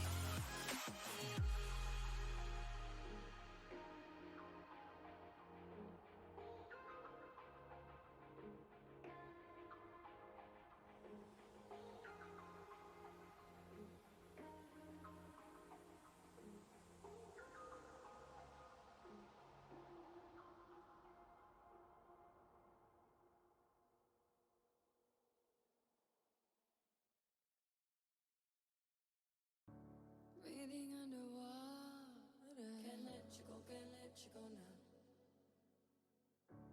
Making it so hard. You got to know now. Ooh, taking it too far. Nothing to hold now. I'm falling apart.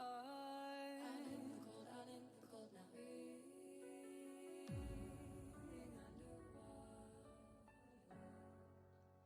Breathing underwater.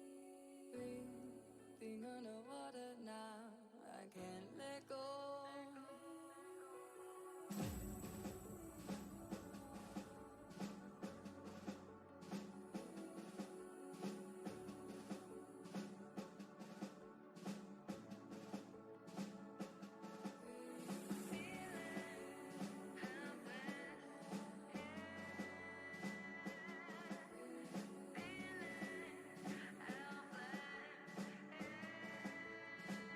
Underwater.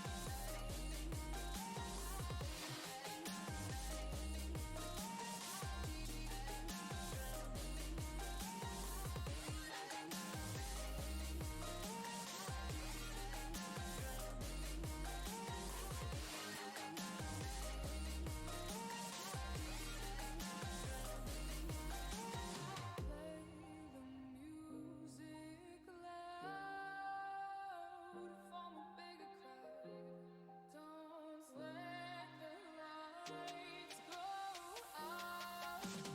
Don't be a means to someone's end. It's all just beginning. Why can't we extend an invitation to every end? All hands can clap, all hearts are beating equally. The pulse of the air we're breathing. We can be one more anything we believe in. All this so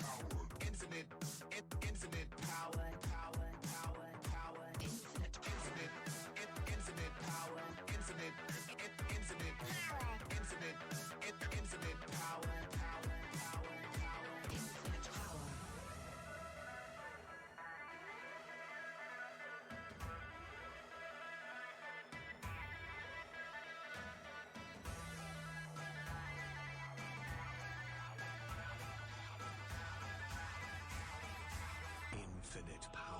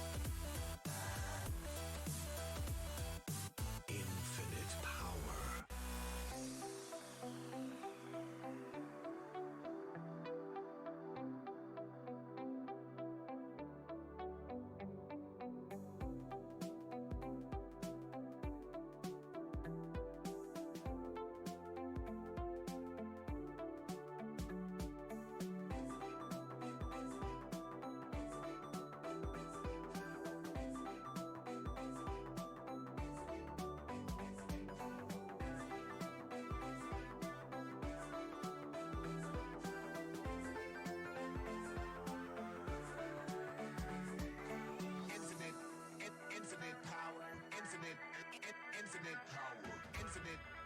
Infinite power. Power.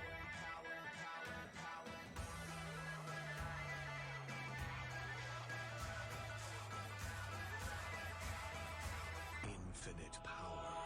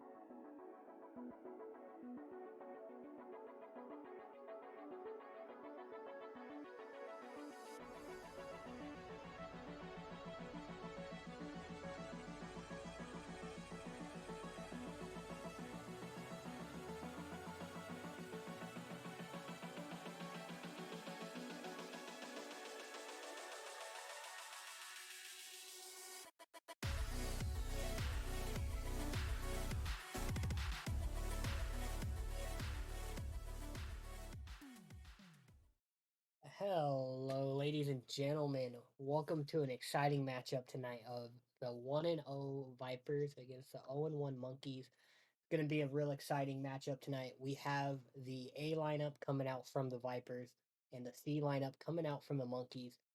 Hoping for a really great match. Ethereal, what are your kind of expectations for this match? Well, aside from, the Vipers just being absolutely nuts like usual, uh, I'm kind of hoping the Monkeys can pull off an upset. I know you're probably with your Orchid team since you're on Viper sticks and all, but I, I, I'm hoping Monkeys can. I think Monkeys can pull off an upset. Maybe for real is absolutely cracked, and Blade can hold their own pretty well. So we shall see what happens. Yeah, definitely. I'm excited for this matchup. One thing I've learned from all my years in FDL is lineups don't matter. It's who's feeling the best that night. Like you said, I am hoping and praying that the Vipers are winning. I'm excited to see Jacob and see him hit a couple of flip resets. But that being said, let's go ahead and get the match started and have the people join up. I just want to put real quick, by the way, if Jacob hits a flip reset, I don't know what's gonna happen, but it'll be insane.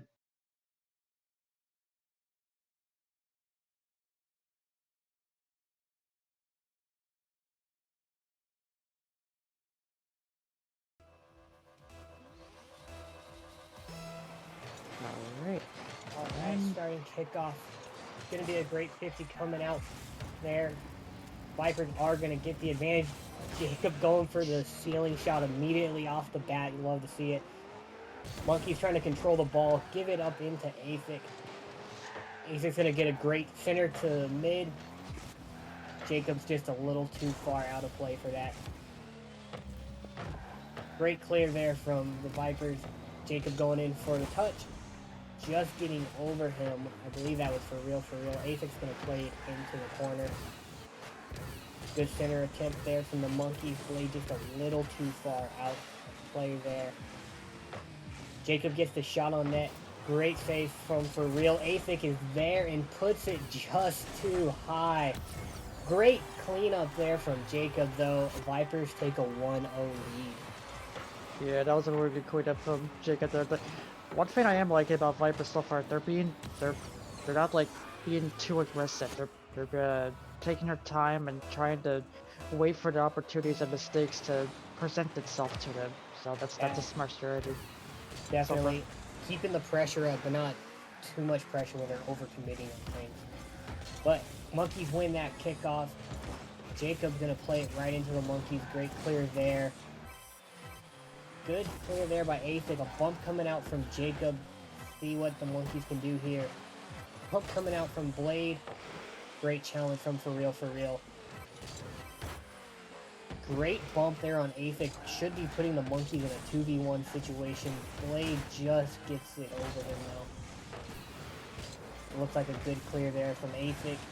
Shot opportunity coming out, just barely missing from the Monkeys though. Jacob's going up for the double touch, just barely missing it, but Athic is there for the cleanup. Vipers taking a 2-0 lead. That was so close to being a nasty dunk from Jacob, but turned out to be a great pass, and Athic is just there to get a nice little cleanup to put the Vipers up now by 2.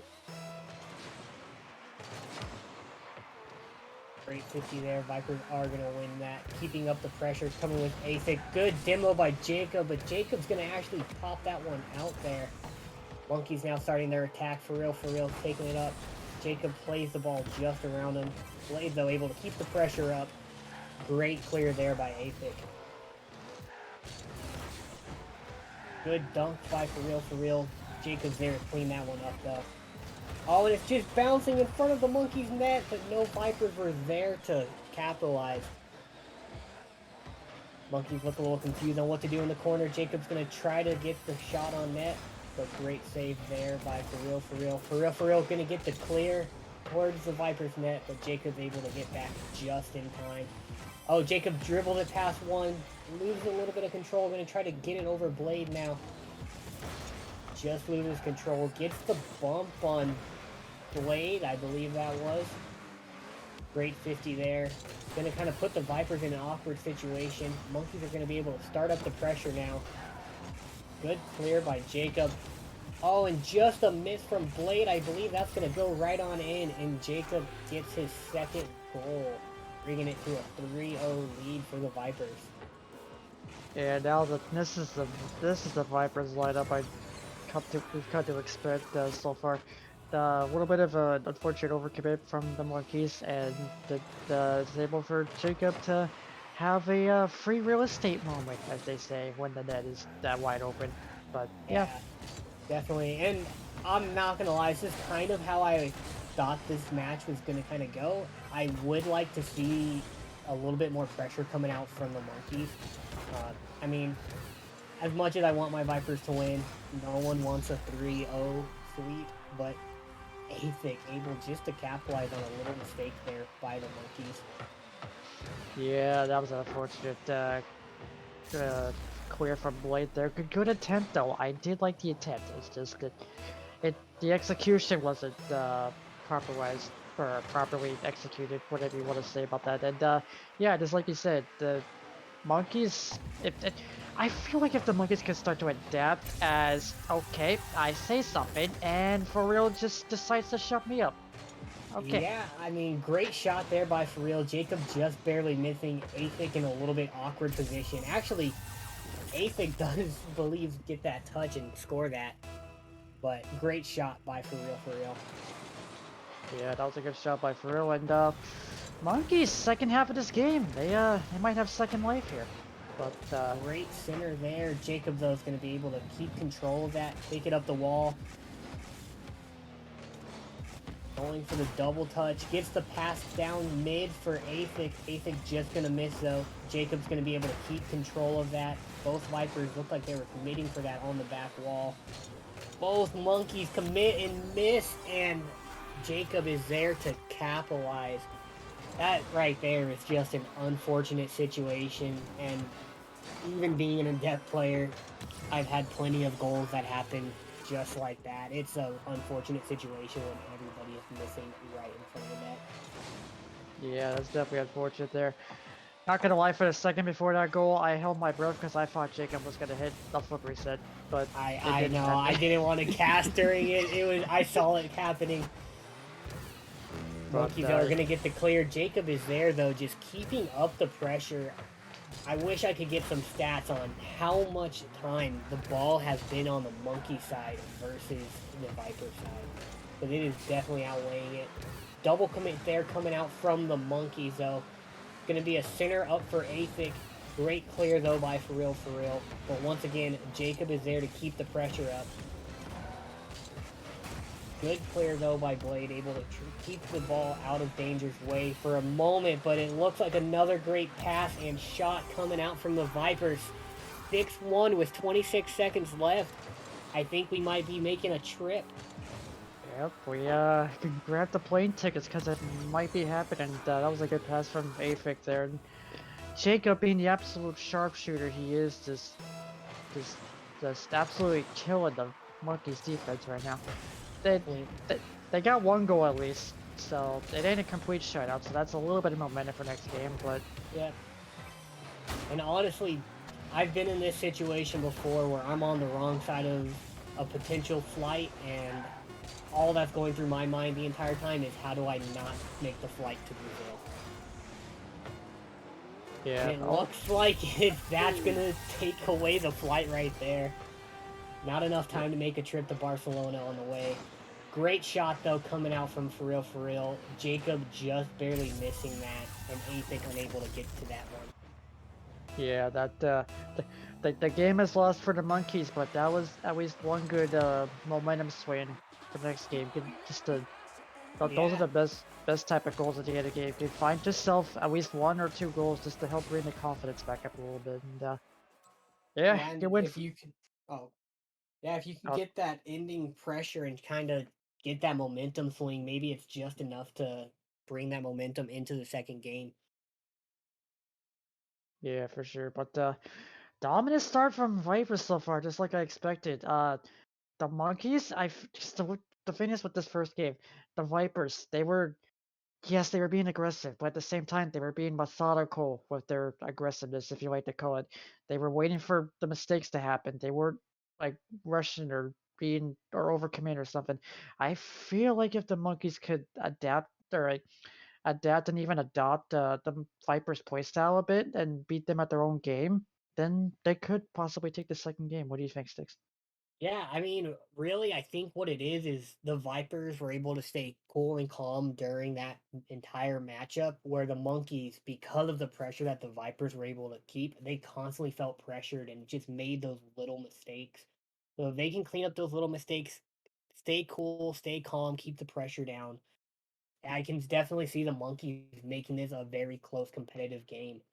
Um, Yeah, but the other thing that helps too, this is a best of 5 series, so that was only the first game, so there's plenty of time to change up mistakes and keep the mental positivity up a bit, and they should.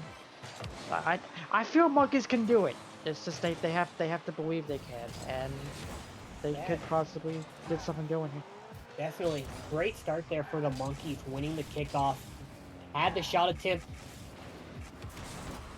Oh, There's the holding dude, the breath again. I can't cast during it. It's too much pressure. Great shot attempt there. Great save though by the Monkeys. Blade gets the shot attempt, just gonna miss that. Monkeys definitely seem to be keeping the pressure up a lot better this game. Great clear away by Jacob though there. Monkeys though doing a great job keeping the ball on the Vipers half, something that they were really struggling with last game. Could be that momentum switch that we were talking about. Sometimes just getting the fresh start of a new game is just enough, and Jacob just barely missing the top corner of the net right there. Yeah, that was almost a sick shot by Jacob. And yeah, you're right. So far this ball's definitely been more on the monkeys half. It's okay. I almost just got caster cursed to oblivion there, but Great player, the long shot. Jacob just missing the air dribble over into the corner. Great clear though by the Monkeys, trying to alleviate some of the pressure the Vipers were putting up right there. Jacob taking it into the corner, gonna try to get a pass out to Athic, just a little bit off of the spot. Athic though gonna keep the pressure up, takes a shot on net, just hitting the post, but Jacob is there to clean it up. Great pass and shot there from the Vipers. yeah, that was a great passing play there. The monkeys, they held up the defense, but for real, it's just a little bit more out of position than he would have liked on that play. But definitely somewhat of an improvement for monkeys so far. They're keeping up. Yeah, definitely. Oh man, I thought we were caster cursing right away. We almost just got Oh, caster man. cursed again. Great save there by From Real For Real. Athic though, just with the follow-up shot, it seems like the Monkeys are doing a great job of trying to get the ball out and making great saves, but the Vipers are just always in the position for that second and third cleanup shot. Yeah, for sure. I think Vipers at this rate are trying to tell me signs of, hey, stop talking about monkeys and start talking about us now. But good read from Jacob there this man just never stops scoring, does he? Like, Jacob, we get it. You're insane, man. Yeah, just barely missed a touch from For Real. Blade just a little too far in net there. Yeah, just, I mean, like I said, there's that second and third follow-up constantly coming out from the Vipers. Monkeys, though, gonna try to mount a comeback here. Vipers, though, are able to keep the ball on the Monkey side. Jacob going for a double touch, just missing it. Almost got the pass out to Athic instead. Great 50 there, gonna make it a little less dangerous for the Monkeys. Jacob, though, coming off the wall for it. Gets past one, centers it for Athic. Blade able though to keep that out of danger, and for real, just gonna go ahead and clear that one out of the way. Great clear there from the Monkeys. Jacob taking it back towards his own net. Gonna be able to clear that one away though. Low boost though. Asik's gonna need to get the clear, which he does, but for real, keeping the pressure up. But there is no one there for that center. Yeah, looks like Monkeys are getting a little more pressure now, but these Vipers, man, one minute you're able to talk, next minute you're holding your breath because Jacob looks like he's about to do another flip reset attempt again. It's like this, Vipers are on their A game right now as... Great demo coming out from Blade though, going to get the goal there. That might be the momentum that the Monkeys needed to bring this one back. Great demo there just to clear out the net, and then I believe there might have even been a bump on the second guy just to confirm that goal. Yeah, that was a good demo play, and there's the insane skill from Will that I know and love. Yeah. What the good bounce back from Monkeys to bring them down by 2. Yeah, Jacob there setting up for the double touch, just barely missing it. For real though, gonna take it up off the wall. No boost though to work with. Blade's gonna have an unfortunate touch, but Athic's just gonna put a little bit too much power on that for Jacob to work with. Vipers are setting up again, going for the pass, kind of an awkward situation. Let's see what the Monkeys can do here. Great clear there by Blade, able to stop that pressure. Vipers though, keeping the pressure up. Good save there by For Real. Jacob goes up and just beats Blade to that barely. Oh, double commit from the Vipers, leaving an open net. Blade, unfortunately, might have rushed it a little too much. Jacob gets the bang back towards the Monkeys net off of crossbar. Ace is going to center it to Jacob. Now the Monkeys are banging it back towards the Vipers net, and the shot is on and bounces in. 2-3 with 10 seconds left. Can the Monkeys pull the comeback tie to send this into overtime? So you're saying there's a chance? Because I think so. They just need a good kickoff goal, but that was a great position play from For Real, and 10 seconds. We could be sitting overtime. 50. Oh, it's passed, and they did it. 3-3. They did it. What a great kickoff, great awareness from the Monkeys to realize they need the cheat. Great execution, getting the cheat. We have a 3-3 potential overtime in game 2. Yep, we have a game on our hands now. That great cheat up play from Monkeys, and overtime, first of the series. This could be pretty entertaining, for lack of a better word. But let's see if the Monkeys can pull it off. I know you can do it. You guys can do it. Great kickoff there for the Vipers. Blade, though, able to keep the pressure down and able to save that.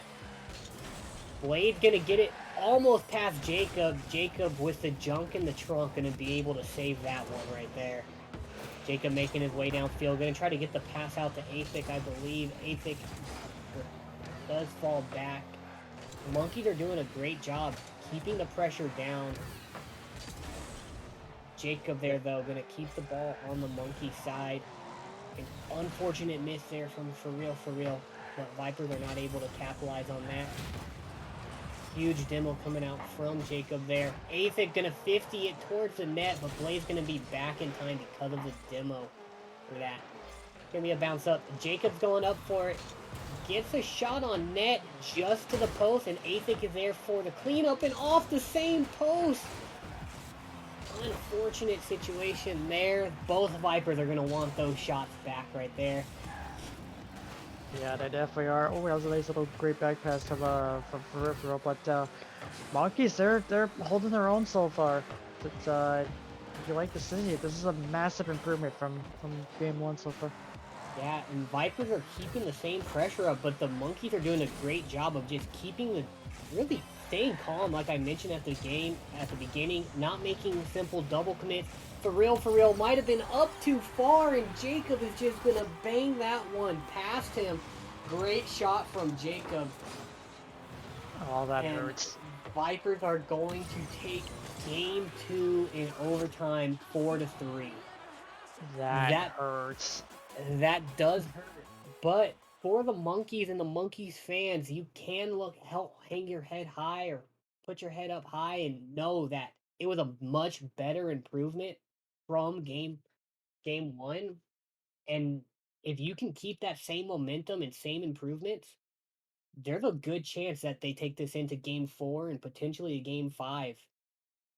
Yeah, the reverse sweep is possible, but that was definitely an improvement. You saw they kind of adapted and kind of adopted the Vipers playstyle a bit and tried to beat them at their own game. But unfortunately, Jacob, being the insane person he normally is, getting over 900 points as usual. But uh, yeah, the great stuff. I feel like if they kept the Monkeys kept the pressure just a little more on the Vipers, they could stand a bit of a better chance. Yeah, and you can see that just in the 13 shots to 7 shots coming out here. Vipers are keeping the pressure up the entire time. Monkeys, though, doing a fantastic job of keeping that pressure off them. We're going to go ahead and get into game 3. Yeah, reverse sweep time, Monkeys. You boys, you guys got this. You guys got this. I have faith in you. Now is the time.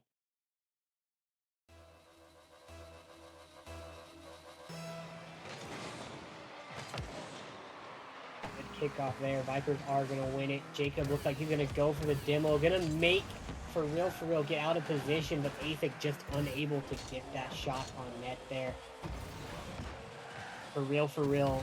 Gonna start up the pressure. Gets the demo on Jacob. Athic, though, gets a great clear out of the way. Athic's gonna get the center for Jacob, and Jacob is there to finish that shot there. Honestly, Yeah. a situation like that is just a hard position to be in for the Monkeys. Yeah, that was a great finish by Jacob. At first, from the angle I saw, I thought they were both gonna pinch it, because if they were gonna pinch it, it's just be like, oh my. But there was a great pass from Athic and a great finish by the man Jacob himself. Yep. Monkeys are going to win that kickoff there, gets the pressure on the Vipers, but Vipers are instantly going to put the pressure back on Monkey's sideline. Jacob just missing it. Going to take it back to his corner, try to bang it back over to the Monkey side. Might just be out of reach, but great save by For Real. Athic's going to go ahead and put the pressure up. Great clear by Blade. Past the Monkeys, or past the Vipers, getting it onto the Vipers sideline. Blade's gonna get a shot attempt there from a mistouch by Jacob, but it's just going to bounce off the post. Vipers are now gonna take this back onto the Monkey side. A great demo coming out there from For Real. Going to be able to take out the man, so that way Athic cannot pass to anyone. Jacob, though, coming back from that demo, gonna get a shot onto the Monkey side. Monkeys, though, doing a great job keeping that pressure down. A missed touch there from For Real. Jacob goes for the bump and just misses. The Monkeys bump into each other, but also bump into Athic. It looks like a possible chance, but Athic is able to recover just in time. For Real, getting a little bumpy there on the upper corner of the wall. Vipers are going to get a shot on net, but it's just going to go wide. For Real, no boost, going to take the ball, just misses it. Athic misses his touch there. Great save, though, coming out from Blade, going to alleviate that pressure. Blade's going to go for a back pass, but For Real was not ready, and Athic just is going to capitalize on that, bringing it to 2-0 lead for the Vipers. Yeah, that was a good idea from Blade there. Just wrong place, wrong time, and there's Athic again to extend the Vipers' lead to 2. Yeah, just an unfortunate situation. Looks almost like there might have been a little misunderstanding of what the situation was. Great save though from Blade and great clear from For Real For Real. Devil Jacob's gonna get the clear though, bringing it back over to the monkey side. For Real going up for it. Jacob going up for it. Both missing. Shots out from Ethic. Great save from Blade. And he's gonna get the win the 50 against Jacob. Great pressure here for the monkeys. See what they can do with it. Not able to capitalize. Aethic's gonna go ahead and clear that one out. Aethic's gonna get it over Blade and put it off of the post. For Real goes up for it, but not able to get it, and neither was Blade. Jacob's gonna score again, bringing this a 3-0 lead for the Vipers. Yeah, unfortunate positioning from For Real there. Blade almost had to save, but they couldn't reach it in time, and there's still 2 minutes left. We've seen the monkeys come back before. I feel like they can do it again. Yeah, definitely. It's still not over. 2 minutes is plenty of time, especially in an FDL matchup. I've seen worse comebacks, and as we say it, For Real gets the shot on net, making this 3-1 and saying that this game is not over yet. Yeah, that was a good pass play from Blade, and but what a read from For Real. Just being able to put that right in the middle, while both Vipers players were caught up too far. So Great yeah, kickoff there for the monkeys. Jacob though gonna be able to clear it out. Gonna play it off to the sidewall. Not gonna go off the wall. Gonna go for the shot. It's gonna be a little high. Blade though gets a great clear. Monkeys have an open net if they can capitalize. Great 50 there though.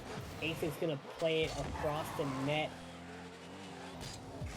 Blade spinners it. Jacob is able to get the clear though.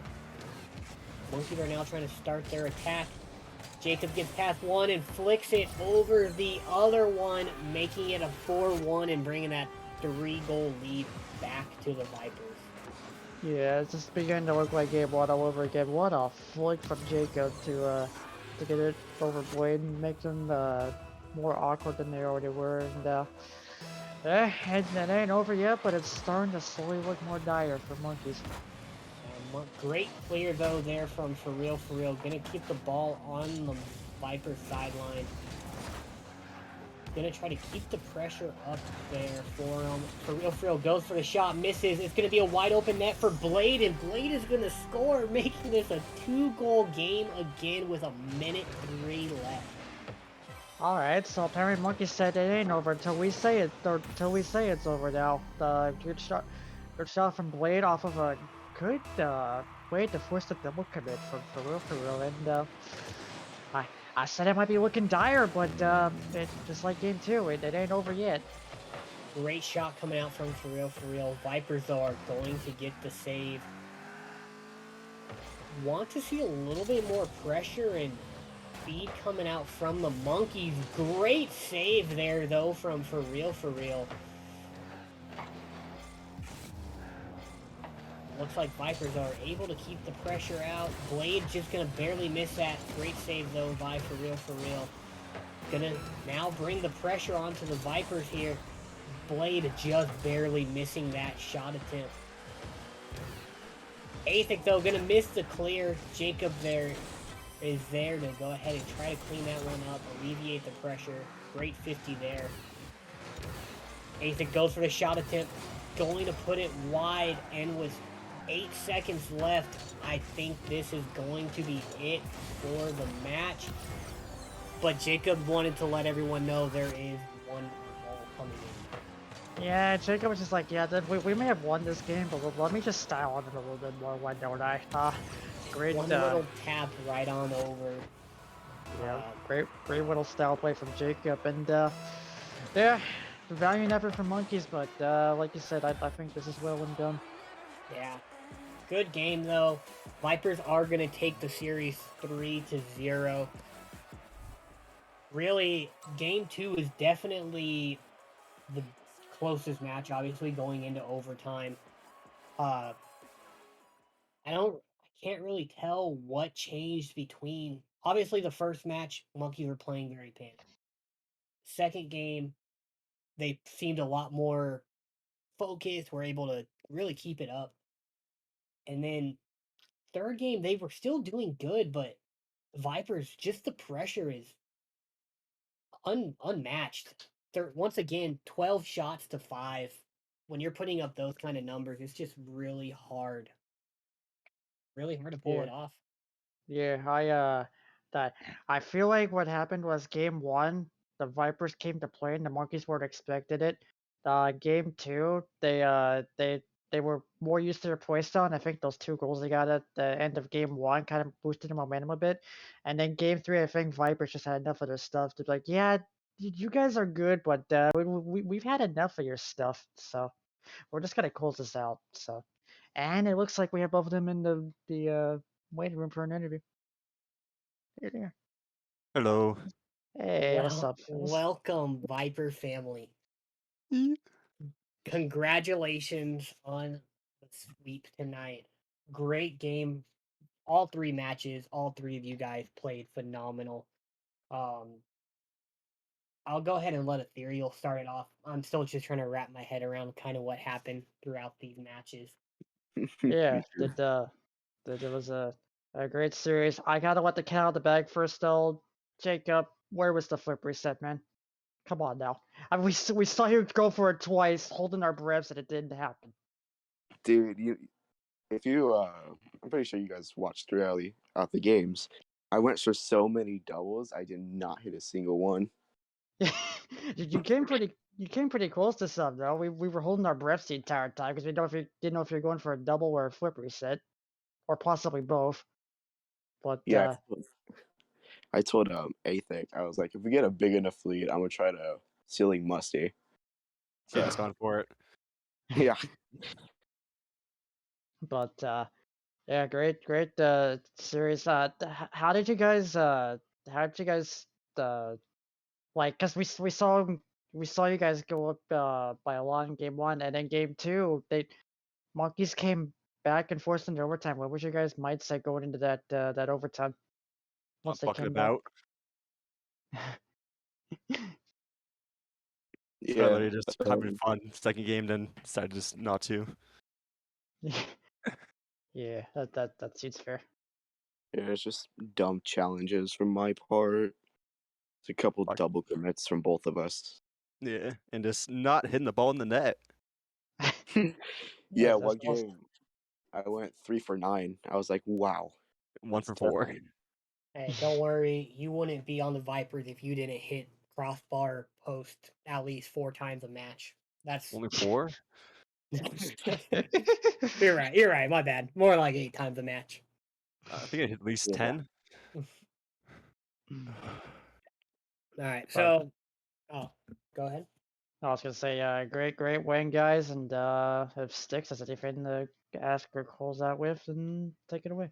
Yeah, I mean, really going into this, Athik, I know you came straight home from work, booted up the Yep. PC, joined into the lobby.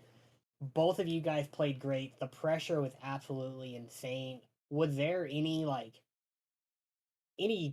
getting used to each other playing after not being able to warm up together, or have you guys been keeping that chemistry throughout the week? What's like the chemistry like for that? We've played a fair bit together. It's not recently this thing. Okay. Simple. I think last time we played was right after week 1's game. Okay. So just having that kind of trust with each other, and really both of you, Yeah. I mean, yeah, you both played great. One thing that I loved was it seemed like you guys were always ready for the second and third shot attempt. Yeah, too bad they're all fucking crossbars on my part. It's all right. And then game one, you guys were so close on taking us to a trip to Brazil. What I'm was pissed we didn't. there? Yeah, was there a lot of pressure? Were you guys trying to make that trip, or? Yeah. Yeah, we really wanted it. And they got a goal, and I was like, damn. Yeah. Dream ruined. Yeah. And then going from game two, they brought it into overtime. Obviously, you guys were able to go ahead and get that win. Was there any change in like the comms or change in how you guys were playing or anything like that that kind of made you guys really change it and not make it as close of a match for game 3? Kind of just try to stop whiffing as much as I was and just play more on the ball since they can't really do anything if we were just on it. Yeah, they were also really bumpy, so we just tried to avoid all the demos Yeah. as possibly as we could. Yeah, definitely. Well, that's all I have. Do you guys have any shout outs, call outs, anybody you want to talk to? Either No, none for me. just good luck to the Seagulls next week.